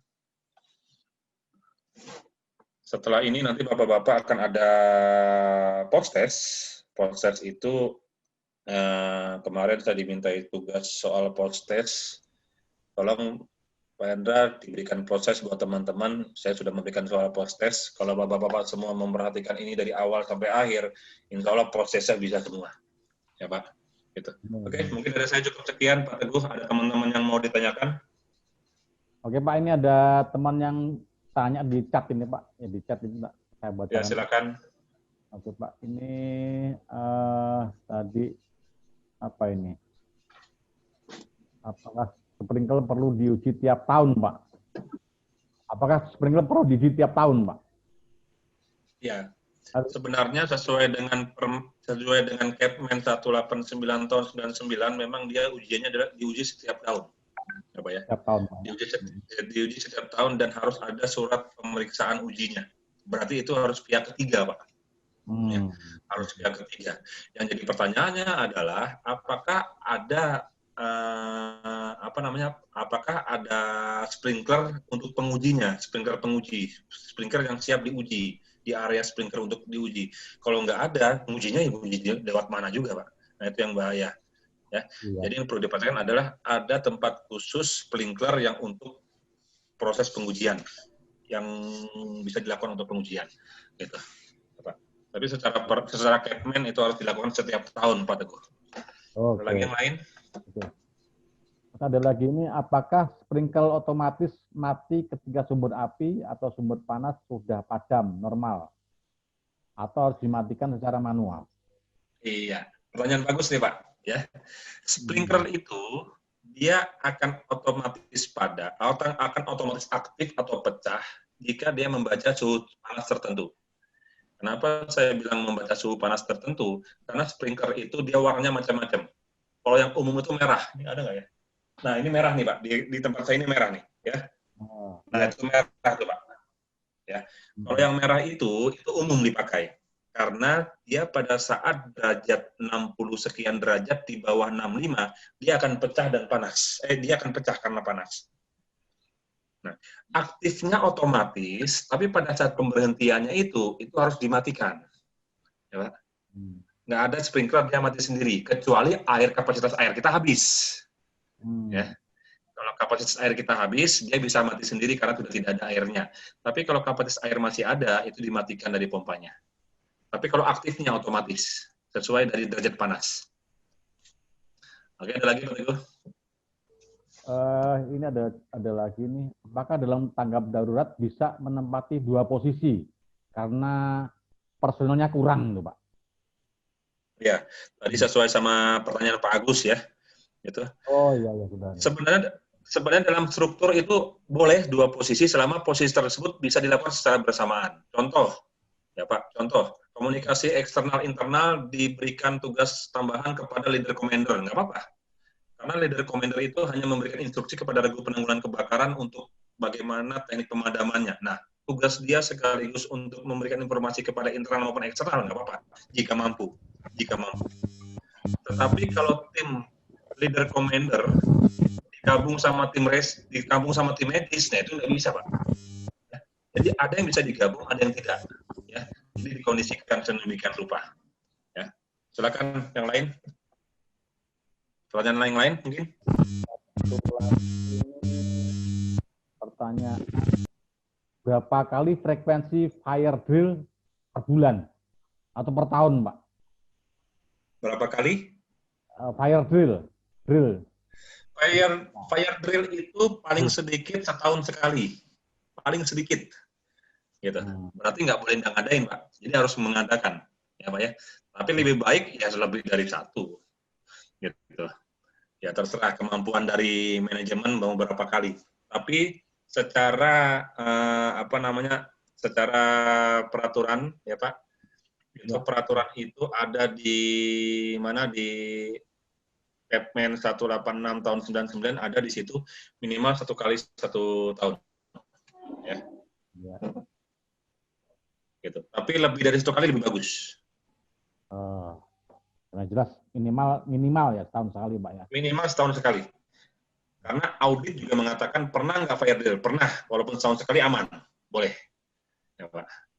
Tetapi setahun sekali itu pun juga harus ada skenario, harus ada dokumentasi, ya Pak. Jadi tidak hanya dokumentasi aja, tapi harus ada skenario-nya bagaimana, dokumentasinya bagaimana, ya Pak. Sehingga itu betul-betul menjadi satu laporan, ya laporan fire drill. Gitu. Ya, apalagi Pak? Apa persyaratan emergency escape? Oh yang tadi. Escape. Yang tadi Pak ya, itu ya udah. Ya. Yang tadi. Yang apa? Berapa lama daya tahan manusia terhadap asap, Pak? Kalau kita, nah ini susah juga kalau kita berapa lama daya tahannya ya. Berapa lama daya tahan manusia pada asap? Sebenarnya saya akan melarikan kepada manusia itu tidak boleh menghirup yang kadar oksigen lebih dari 23% atau kurang dari 19%. Jadi range-nya cuma 2 itu saja, ya Pak. Manusia itu boleh menghirup oksigen di atas 19, di bawah 23%, di bawah 22-23%. Itu. Lebih dari itu nggak boleh, kurang dari 19 juga nggak boleh. Nah, bagaimana kami tahu? Bagaimana kita tahu? Ya, kita nggak bisa tahu, Pak. Yang tahu apa? Gas detektor yang tahu. Makanya gas detektor itu akan mengeluarkan angka di situ. Ya, Pak ya. Kalau angkanya 20 masih aman, tapi kalau angkanya sudah 14, ya kita harus menggunakan APD tambahan bertuah SCBA. Jadi pertanyaan itu sulit, Pak. Saya jawab berapa mampu. Soalnya ada juga mungkin yang orang sudah berapa tahun di Banten, kali mungkin bisa 4 jam kali ya. Ya, saya kurang paham juga. Kalau yang jelas asap hasil pembakaran itu berbahaya sekali buat manusia. Jadi sebisa mungkin jangan dihirup harusnya, gitu. Harusnya jangan dihirup, ya Pak. Kalau dibilang berapa lama sesuai kemampuan kali ya, gitu. Tapi secara safety, secara health kesehatan jangan dihirup. Ya.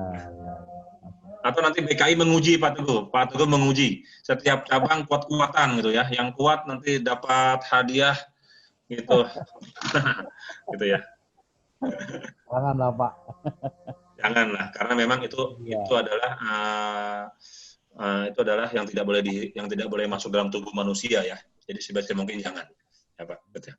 Oke, ada lagi pertanyaan yang lain? Apakah ada ketentuan untuk emergency escape breathing device untuk kantor atau gedung? Misal posisi atau jumlahnya di mana gitu. Apa Pak? Apa? Breathing device. Ya, breathing device-nya kenapa? Ya. Apakah ada ketentuan untuk emergency escape breathing device untuk kantor atau gedung? Ya, ada Pak. Tadi di pembahasan kita, ya Pak ya. Di pembahasan kita ini, tadi sudah ada, kita tinggal lihat saja. Maaf, saya kembali ke sini. Diatur semua di sini.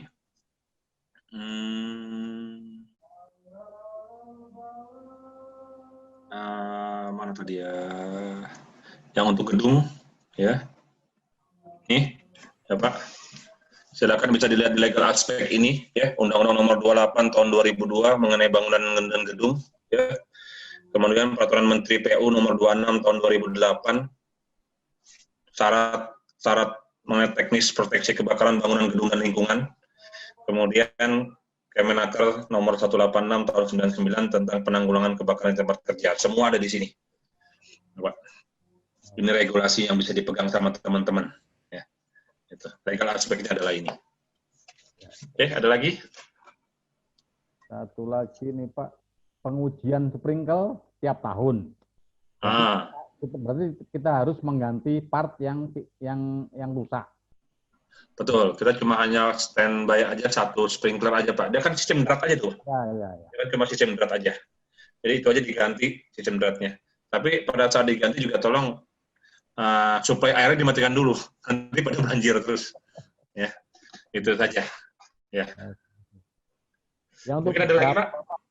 Bapak yang lain, Bapak, Ibu, Pak Azirin, Pak Burhanuddin, Pak Komarus. Udah cukup jelas, Pak. Udah cukup jelas, Pak. Cukup jelas ya. Ya. Pak Aspar ini Pak Aspar. Nah, mana Pak Aspar tadi itu? Ada pertanyaan lagi kah? Pak Tunjung. Oh iya, terima kasih Pak Teguh. Tadi sudah membantu untuk mengisi setelah makan siang, Pak. Ya. Bapak Ibu sekalian, saya ada satu studi kasus, Pak, terkait kebakaran. Apakah bisa terlihat di sharing screen di layar Bapak Ibu?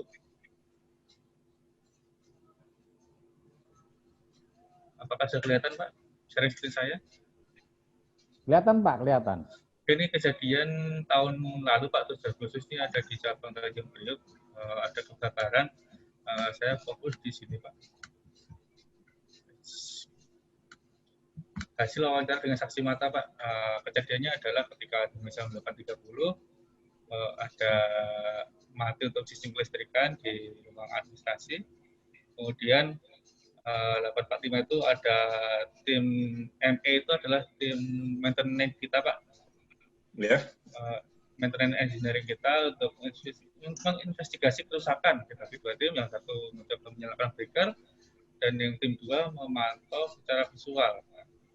Ketika dilaksanakan investigasi itu pada jam 8.50 tiba-tiba tim dua mencium ada bau terbakar dan timbul asap. Yang mau saya tanyakan ini kepada teman-teman, Pak, jika teman-teman sekalian itu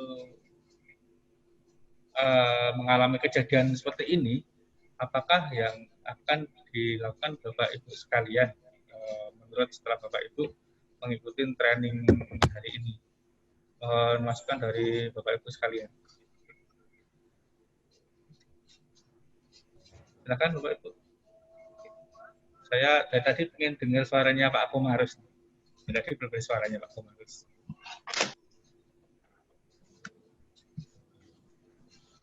Ya Pak Teguh. Sudah dengar suara saya Pak Teguh. Oh iya. Dengar Pak. Gimana Pak Teguh? Jadi kalau kira-kira kalau Bapak mengalami hal seperti ini, apa yang akan Bapak laksanakan pertama kali, Pak? Yang kejadian ini ya, bau terbakar di junction box kabel dan timbul api asap hitam pekat pada platform ruangan administrasi keuangan. Ini kondisi jam kerja atau di luar jam kerja? Ini jam kerja Pak, ini jam 8.45 atau 8.50 dari operasional masuk. Oke, ini yang jelas pertama kita matikan dulu aliran listriknya karena awal muasal permasalahan kan di elektrikal nih ya. Awal muasal permasalahan di elektrikal. Setelah itu platform, berarti di atas platform ini nggak kelihatan ini Tunjung masalahnya. Jadi keluar asap Pak dari platform turun ke bawah. Jadi ada gambarnya Pak.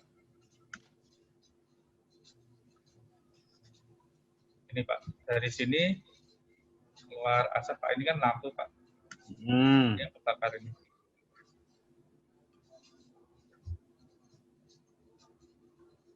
Ya, oke.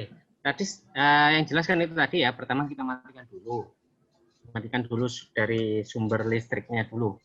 Karena awal kan permasalahan di listrik tadi. Baru kita cek kondisi platformnya tadi. Ya kan keluar asap. Kita lihat dulu apinya itu timbul besar atau enggak, sambil sedia juga aparnya kan. Aparnya kita standby kan di situ. Ada tambahan sedikit Pak, informasi buat Terus Pak, bagaimana Pak?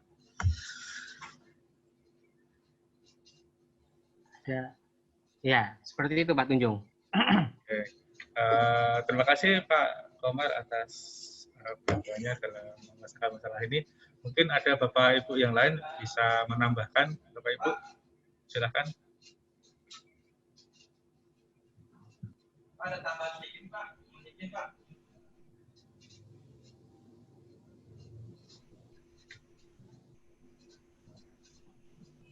Yang ada tambahan siapa kira-kira Bapak itu ya? Ada suara tadi ada tambahan, maksudnya gimana? Halo, ya? Halo Pak, ya jika ada tambahan Pak, tadi sudah dijelaskan Pak Komarus, mungkin Bapak Ibu mau menambahkan jika ada kejadian seperti ini di tempat kerja Bapak Ibu, apakah yang harus pertama kali dilaksanakan? Jika tidak ada tambahan lagi, mungkin saya minta bantuan Pak Hendra untuk lebih detailnya terkait apa yang harus kita laksanakan Pak untuk menghadapi kejadian seperti ini Pak. Oke, terima kasih Pak Tunjuk. Ya mungkin ini saya cuma sekilas aja ya, tapi ya nggak apa-apa ya Pak ya, karena Ya, Pak. saya belum begitu jelas dari hasil identifikasinya ini, laporan investigasinya ini. Yang pertama, dilihat dulu kita sebagai tim dari emergency response team apa tidak. Kalau kita sebagai tim bagian dari tim emergency response team, nah kita bisa menginformasikan kepada Regu untuk halo ya. Ya, Pak. Kalau kita bisa melihat ya Pak dengan berkoordinasi dengan tim dari mana? Dari ME ya. Dikarenakan asap itu keluar pasti ada yang namanya api ya. Atau konsleting listrik dan segala macam. Jadi kalau saya pribadi menilai apa yang harus saya lakukan, yang pertama saya komunikasi dengan tim tanggap darurat saya dulu, ya. Apa yang harus dilakukan.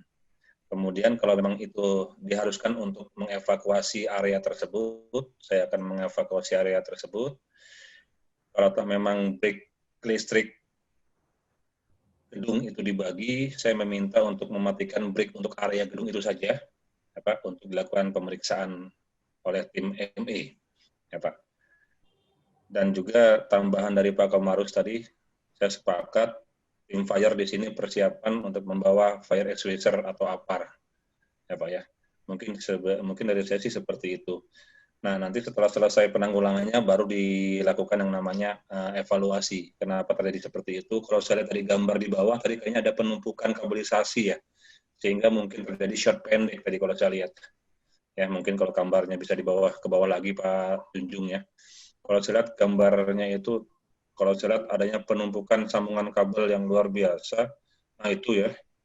Nah itu mungkin yang mengakibatkan short ya, arus pendek. Nah itu harus dibenerin, harus diperbaiki. Paling itu sih Pak.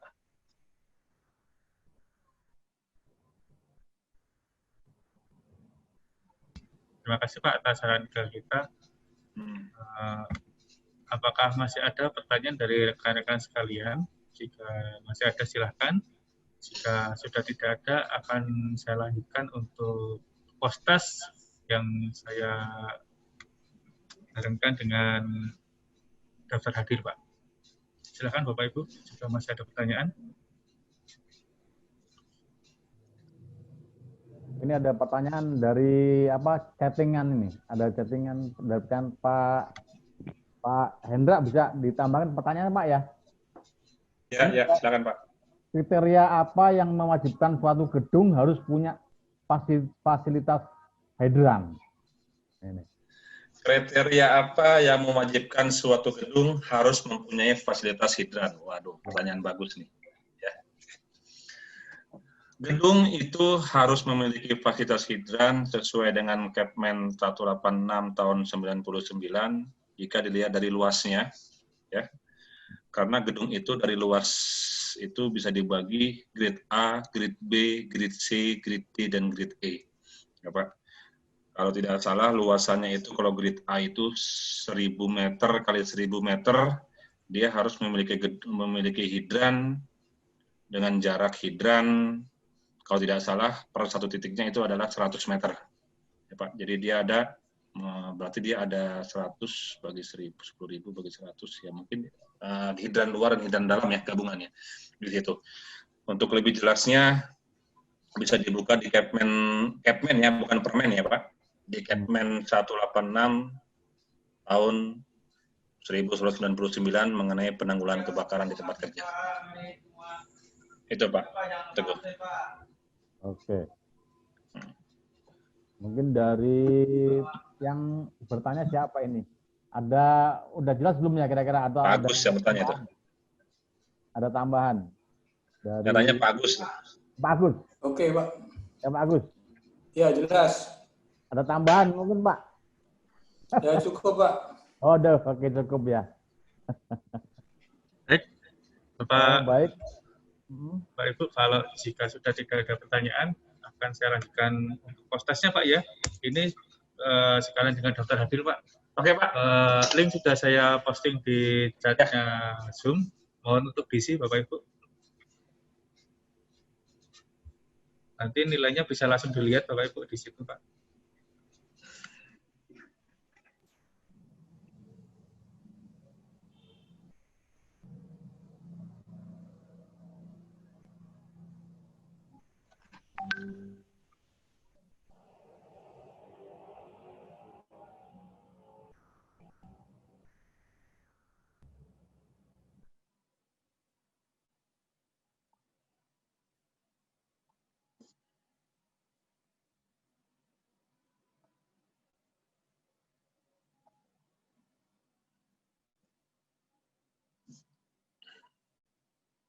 Apakah ada kendala terkait pengisian Google Form tersebut, Bapak Ibu?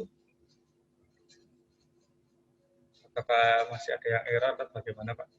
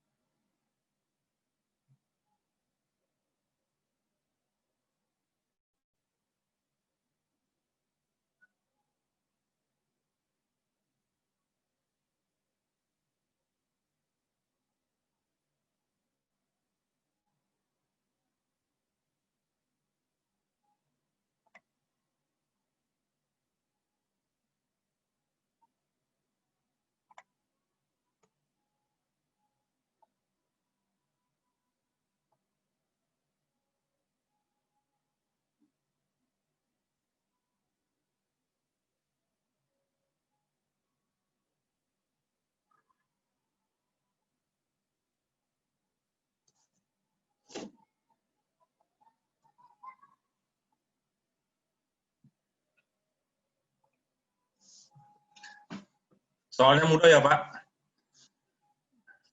Mudah banget. Wah, susah, Pak. Saya sudah selesai ngerjainnya Pak.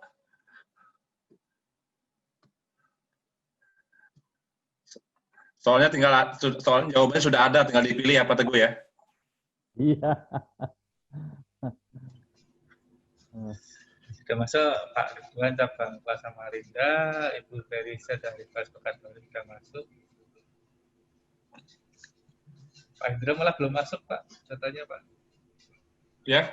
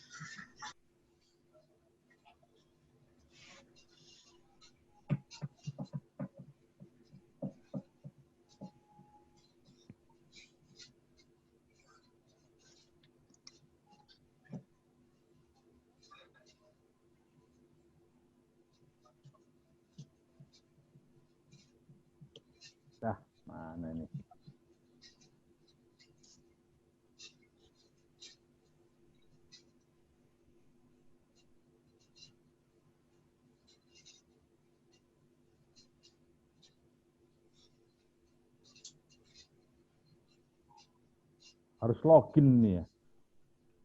Lupa anunya. Apa? Via HP saja Pak Teguh. Via HP kalau HP.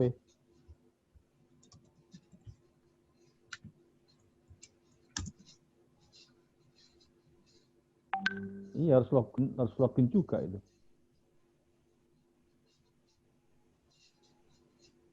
Ini postas saya postas.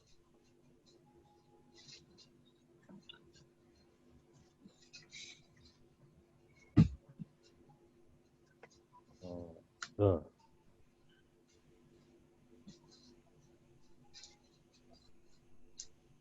Login juga.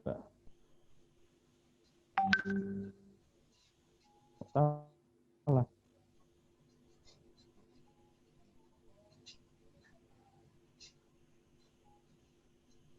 silakan Bapak Ibu mengisi postesnya yang ada di chatnya Zoom. Sampai saat ini baru 13 orang Pak respon yang masuk.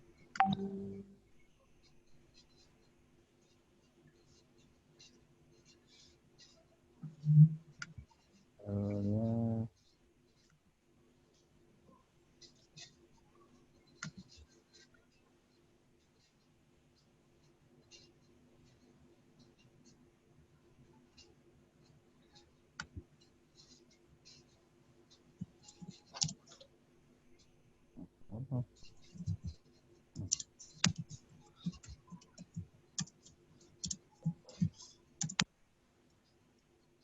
Nggak mau.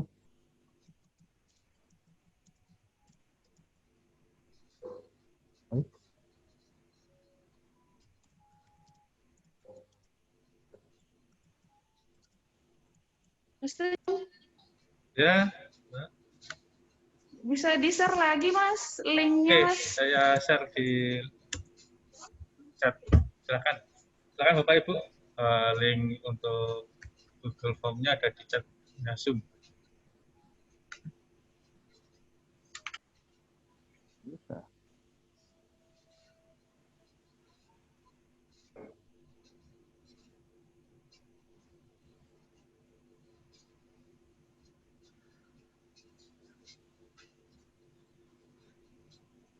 Oh nggak bisa ini, Manu. Dul. Nggak mau. Aduh. Kenapa ini?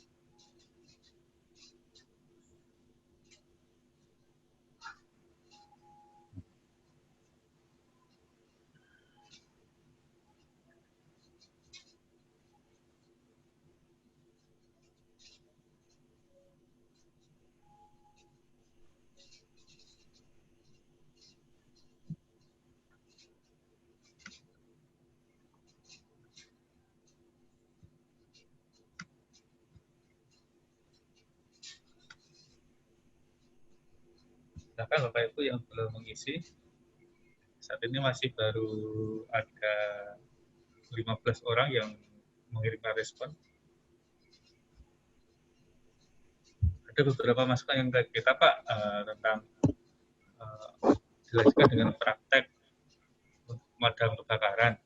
Memang rencana awal kita ada prakteknya Pak, tapi sempat kita diskusi dengan tim kecil. Untuk saat ini kita belum berani mengadakan praktek Pak karena kondisi masih belum memungkinkan. Takutnya nanti ketika kita kumpul-kumpul malah disamperin sama Satpol PP seperti kemarin Pak. Jadi sementara kita di pending dulu untuk prakteknya Pak. Baik Pak Tunjung. Ya.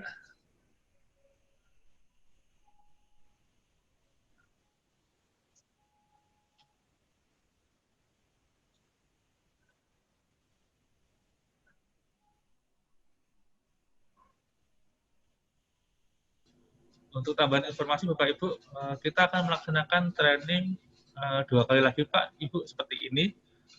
Mungkin waktunya sekitar awal bulan depan, atau mungkin menunggu Pak Hendra turun dari laut dulu ya Pak Hendra ya. Ya Pak Tanjung, ya. Jadi kita akan ketemu lagi dengan sesi seperti ini Bapak Ibu.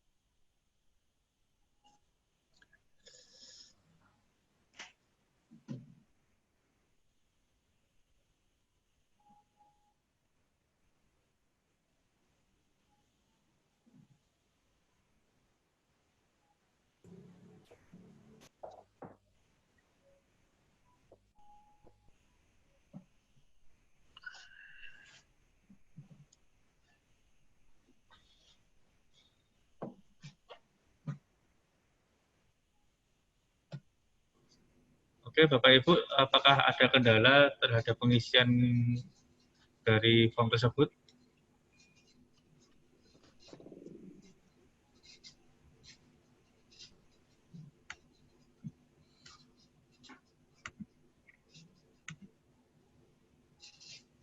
Di data saya sudah ada 27 orang yang sudah mengirimkan respon ke kami.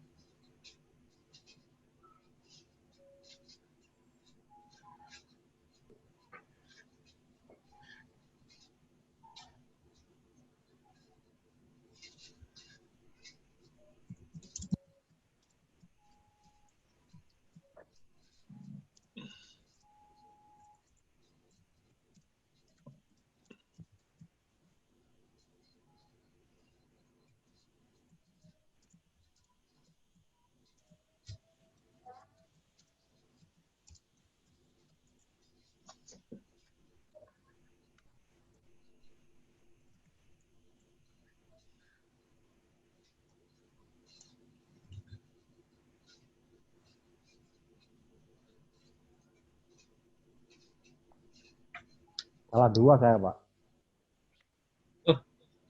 Keren Pak, salah 2 Pak. Di sini rektornya masih dipegang oleh Pak Nofriansah. Sempurna, 10.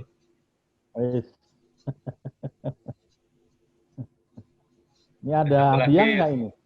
Gimana? Ada hadiah nggak ini? Yang Nanti bisa minta Pak Catur Pak, hadiahnya Pak. Iya. Mungkin untuk next training Pak, kita bisa apa namanya? Iya. Mungkin ada itu. Sekali lagi itu hadiahnya. Ya. Mungkin nanti dikasih pertanyaan yang kira-kira apa supaya ada hadiah,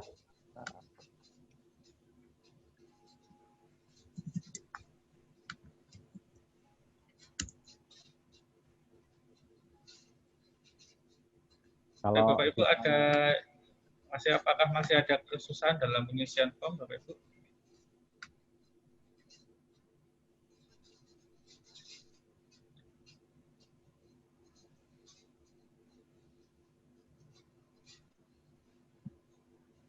Ini captain dari saya kira cukup Pak Teguh, waktunya saya kembali ke Pak Teguh untuk mungkin bisa ditutup Pak Teguh ya. Tanjung, saya belum masukin ini ya tadi ya. Iya Pak. Belum ya, Pak, tolong diisi Pak. Untuk linknya ada di itu Pak ya, di chatnya Zoom Pak. Silakan Pak. Aduh, tadi saya sudah masukkan, mana ini tadi ini hilang kok. Pak, harusnya harus diisi itu. Sudah masuk itu. Pak Tanjung, isikan aja Pak Tanjung. Kok saya yang isi, Pak? Iya, Pak, Bapak isikan aja. Soalnya nggak masuk-masuk.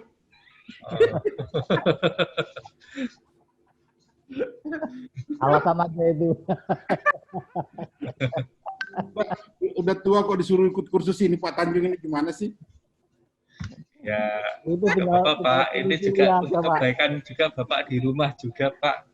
Iya, iya. Tiba-tiba Bapak di rumah pas Ibu lupa matiin kompor, itu kan bermanfaat Pak ilmunya, Pak. Pak Tanjung tadi saya sudah bikin kok nggak bisa ya, nggak masuk ya Pak Tanjungnya.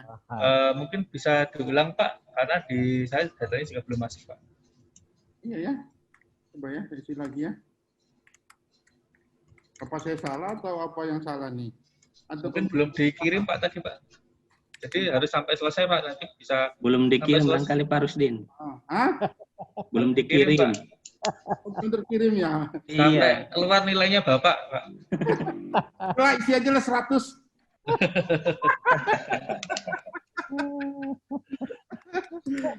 Kalau enggak nanti Pak Hadi aja, Pak Teguh aja yang isi.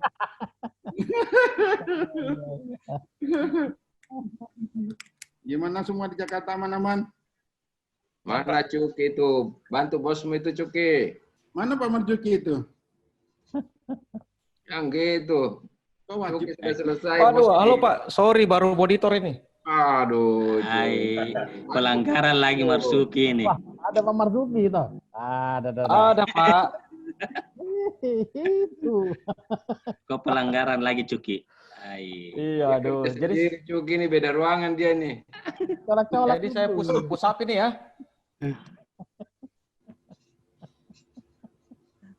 Oh, tadi mana ya? Pak Marzuki ngerjain Pak Marzuki ini. Iya. Bisa ngerjain bosnya ya.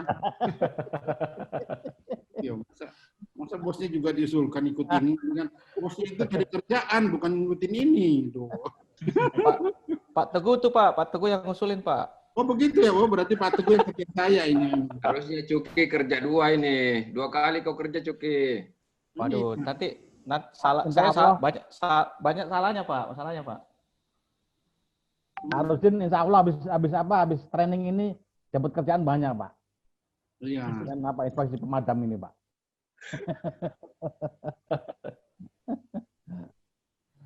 Penyembek. Nggak pintu. Apa tadi? Oh, berikut klarifikasi kebakaran menurut Permen 4 apa aja tuh? Aduh. Udah tinggal pilih-pilih Pak. Oh, alat pemadam api ringkas ya, bukan ringan ya.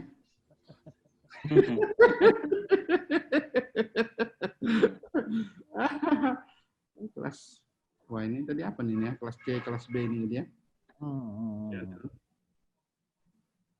Kecuali.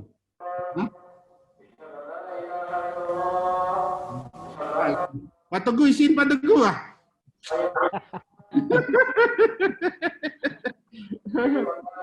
Ini dua.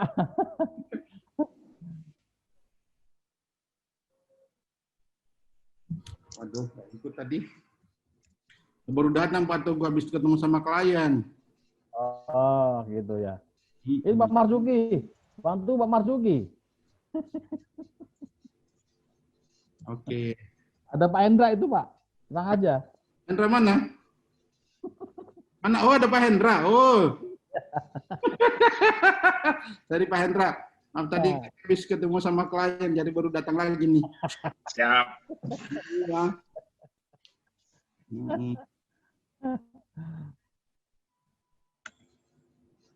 Wah, ini kasih berapa lama waktunya nih, Pak? Untuk Pak Rusdian bebas, Pak. Kacau deh. Saya kok jadi grogi nih jawabnya loh. Pak Tunja. Pak Tanjung. Ya, Pak. Jangan disebutin nilainya ya, kalau sudah mau keluar ya masuk ya. Oh, Bapak udah keluar nilainya, Pak? Hah? Enggak. Udah keluar di Bapak? Jangan kasih keluar nilainya, karena kalau Oh iya, salah, Pak. Siap, Pak. bilang kita keluar semua gitu ya. Ya, Pak. Iya. di sini.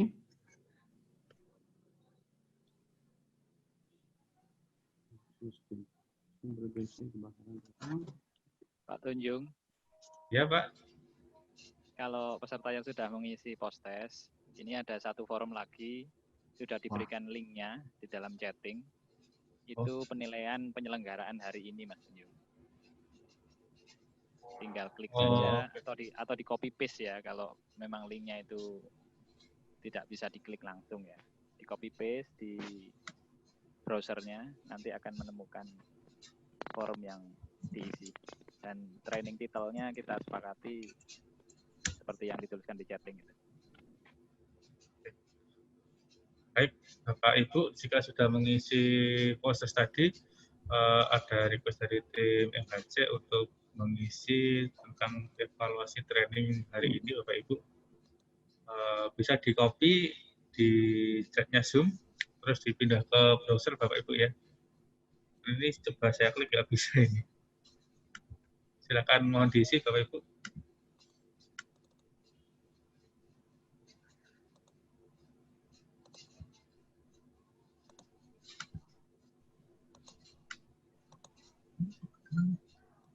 Kalau mau langsung klik, sudah ada Mas Tunjung. Sudah disediakan juga bentuk panjangnya ya. Ya, bisa.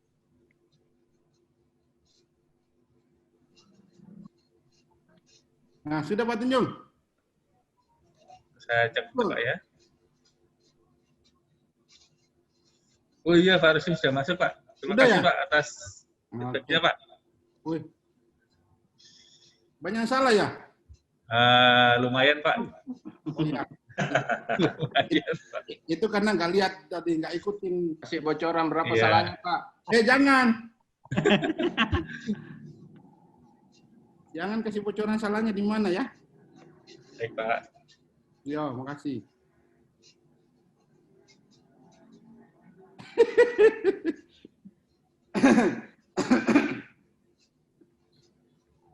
Terus yang berikutnya apa lagi nih? Ini link berikutnya untuk evaluasi training, Bapak Ibu. Ini bisa next untuk perbaikan kita ke depannya kalau pelaksanaan training. Biar kita ada improvement, Pak, untuk pelaksanaan training kita ke depan. Mohon bantuan untuk mengisi untuk form keduanya. Oh, yang ini ya, yang baru masuk ini, Pak. Iya, Pak. Ya. Aduh, mestinya tadi diikuti dari tadi nih, baru enak, tapi karena kita harus cari uang, jadi ya terpaksa terputus-putus. Sorry, Pak Hendra ya. Aman, Pak Rusdin. Siap, Bos. Rasanya pernah ketemu ya? Pak Hendra pernah Di Balikpapan, Pak. Balikpapan ya? Balikpapan tuh, Pak. Oh, iya ya. Dulu di total, Pak Hendra ya? Iya. Oh, iya. Sama-sama Pak Tri ya? Ya, betul. Iya, makanya saya... Iya. Saya dulu di Balikpapan, Pak Hendra. Oh, gitu, Pak. Lumayan, hampir 5 tahun saya di sana, gantiin Pak Pongki. Oh, gantiin Pak Pongki. Ya. Ya.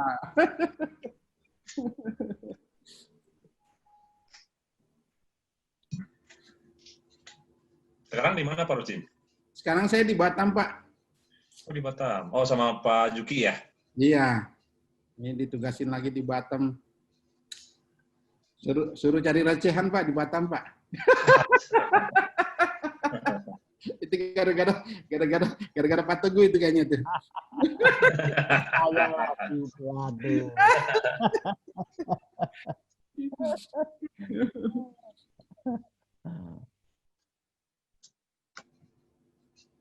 Mohon kepada peserta untuk judulnya diperhatikan. Jadi kita sepakati adalah TR titik damkar kelas D ya, awareness seperti itu, supaya tidak tercampur dengan. Yang mana ini kuesionernya dari 3?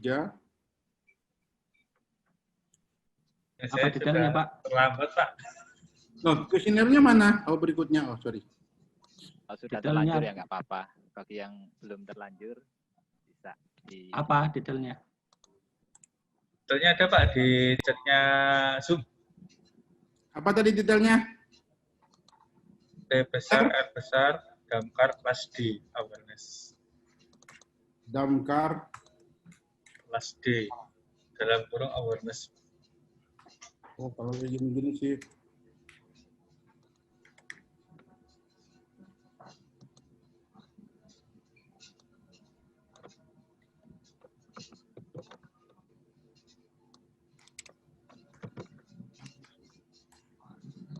Oke.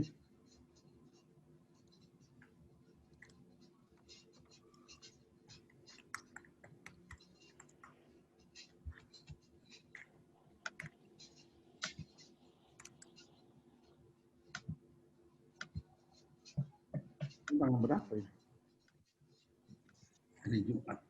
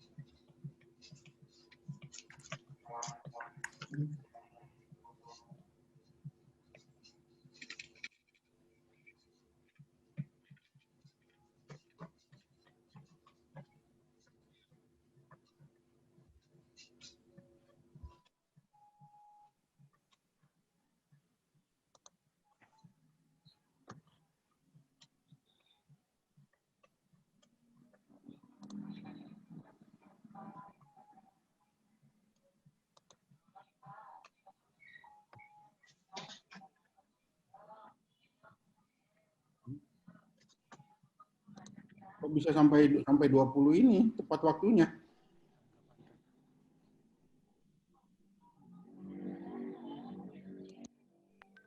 Untuk angka-angka yang semakin membesar, ada yang sampai 10, ada yang sampai 20 itu menunjukkan gradasi, artinya semakin angkanya besar, itu semakin bagus. Kalau angkanya dipilih semakin kecil, berarti nilainya tidak bagus. Seperti itu.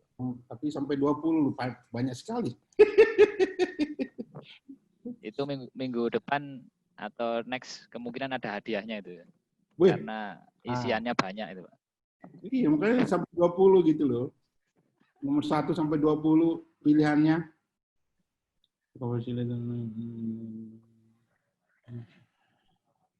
Nah, ini dia nih, kayaknya kurang deh.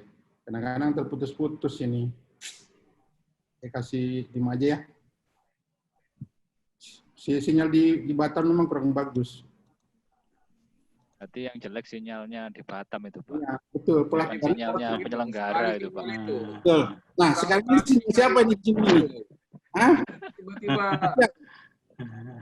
Ini sinyal siapa nih di sini yang mau dia ini komentari di sini? Ini sinyalnya penyelenggara, Pak. Dari pagi tadi on terus ini. Tanya Bapak Fauzan itu, nyambung terus dari Balikpapan. Hanya dari Batam tuh yang jelek-jelek terus. Iya, benar memang. Memang di sini kurang bagus sinyal nih. Saya lagi mau nambahin ini yang paling besar nanti, biar bagus. Oh, jadi ini untuk panitia nih ya. Pak Rusdin. Ya, Bos. Senin eksternal audit Pak Udin, sinyalnya dibagusin ya. Tempat nih baru bilang sekarang. Saya pikir sudah bagus, Pak. Waduh, dari kemarin ini nggak bagus, sinyal di sini ini kurang bagus. Jam 5 sinyal balik lagi bagus itu. Bisa jadi mungkin. Ada Pak Sarif ya? Pak Sarif? Tidak ada, Pak. Saya dengar tadi suaranya Pak Sarif Nuh.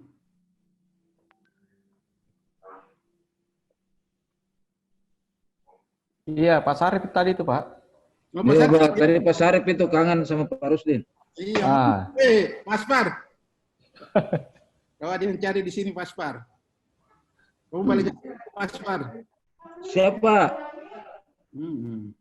Pak Teguh itu Mas Par itu suruh balik ke Batam aja lagi. Siap, Pak. Ikut Pak Rusdin. Iya, ayo.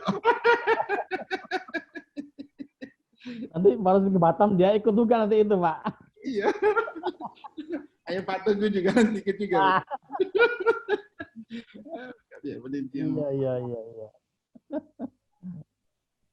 Bagus. Lancar ini.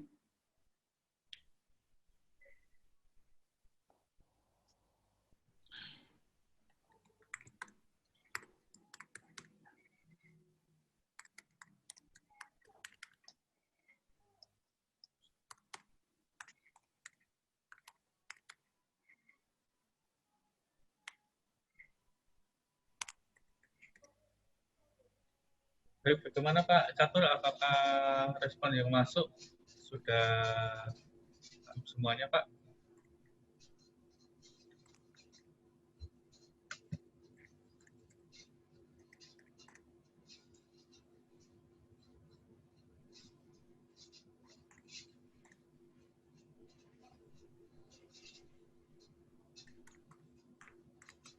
Pak Catur.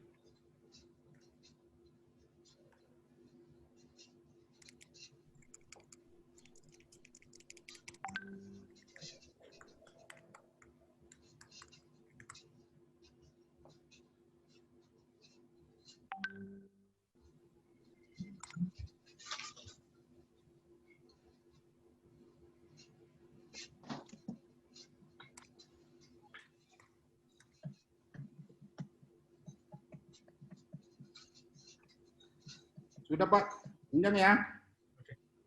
Baik Pak, kalau sudah mungkin minta tolong Pak Teguh Pak untuk ditutup Pak untuk agenda training hari ini Pak Teguh. Oh gitu, oke. Silakan Pak Teguh. Ditindaklanjuti Pak Teguh. Kita nunut aja Pak Teguh. Ini Pak Eri sama Anu enggak? Oh, oke. Oke, kalau begitu. Baik. Bapak-bapak dan ibu-ibu, rekan-rekan semuanya, kita sudah melampaui serangkaian acara dari pagi hingga sore hari ini dengan lancar ya, dengan lancar. 15.32, jadi mungkin tepat waktu ya, insya Allah. Sesuai dengan training kita di hari ini, semoga tercapai tujuan yang didapatkan ya. Sebenarnya pelatihan ini untuk pembakaran dasar aja ya, pembakaran dasar untuk pencegahan ya, penanggulangan kebakaran tadi itu. Jadi hanya untuk mempersiapkan petugas. Semoga pelatihan berikutnya itu sudah bisa mempersiapkan petugas dan tenaga kerja yang akan bertugas sesuai dengan perannya ya. Di mana ada juga tadi disampaikan oleh Pak Endra ada tipe D, tipe C, dan utama itu ya. Mungkin saya juga kurang tahu persis di BKI apakah sudah itu ya, sudah ada. Mungkin kalau memang belum ada itu jadi pembelajaran kita ya. Jadi pembelajaran kita untuk melengkapi apa yang sesuai dengan training hari ini ya. Setidaknya untuk pelatihan hari ini ya kita bermanfaat ya, semoga bermanfaat untuk perusahaan kita ya. Minimal untuk diri kita sendiri, mungkin ada sesuatu yang ada kompor kita yang meledak gitu ya, mungkin bisa nanti bisa kita atasi diri, itu minimal ya. Baik, saya kira cukup. Terima kasih sekali kepada Pak Hendra, Muhammad Hendra. Sama-sama Pak. Sama-sama, makasih. Atas pemberian materinya. Semoga bermanfaat untuk perusahaan dan diri kita ke depannya. Dan itu juga menjadi ibadah kita ya. Oke. Saya kira cukup sampai di sini ya acara ini kita akhiri. Wassalamualaikum warahmatullahi wabarakatuh. Waalaikumsalam warahmatullahi wabarakatuh. Terima kasih Pak. Semoga kita sama-sama, di Pak. kesempatan berikutnya Pak. Insyaallah, amin. Assalamualaikum. Waalaikumsalam. Pak Tunjung, materinya tadi udah dikirim belum? Nah, tadi ada di chat Pak. Silakan Pak. Ini saya kirim lagi Pak di chat Pak. Oke, terus nomornya Pak Hendra tadi lo minta tolong di-share lagi deh. Oh, nomor HP-nya Pak Hendra ya? Iya, betul. Oke. Mungkin ada pekerjaan nanti itu Pak ya? Ada Ya, pekerjaan padam. Ada hotel. Atau audit di hotel juga bisa juga itu Pak. Iya, audit kebakaran hotel kan? Iya. Ya. Audit sistem kebakaran. Ya. Bisa Pak, bisa. Untuk nomor Pak Hendra saya share di chat Pak. Silakan Pak. Sorry, bentar. Saya share di chat Pak nomornya Pak Hendra Pak. Oh yang ini. Oke, 0812 5422 6467 ya. Untuk materinya akan saya share di chat juga Pak. Gimana Basku?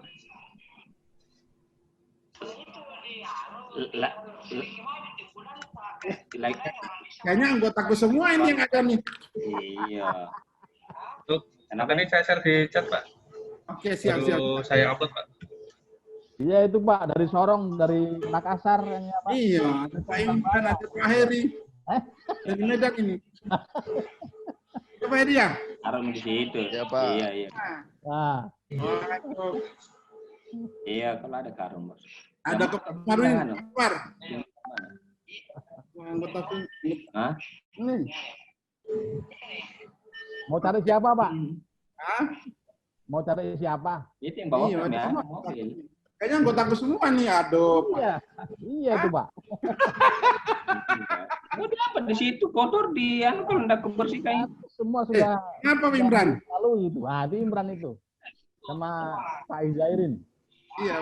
Iya, Pak Izairin. Ah, iya. Kan nih, wah, mantap lah. Tadi pagi itu siapa?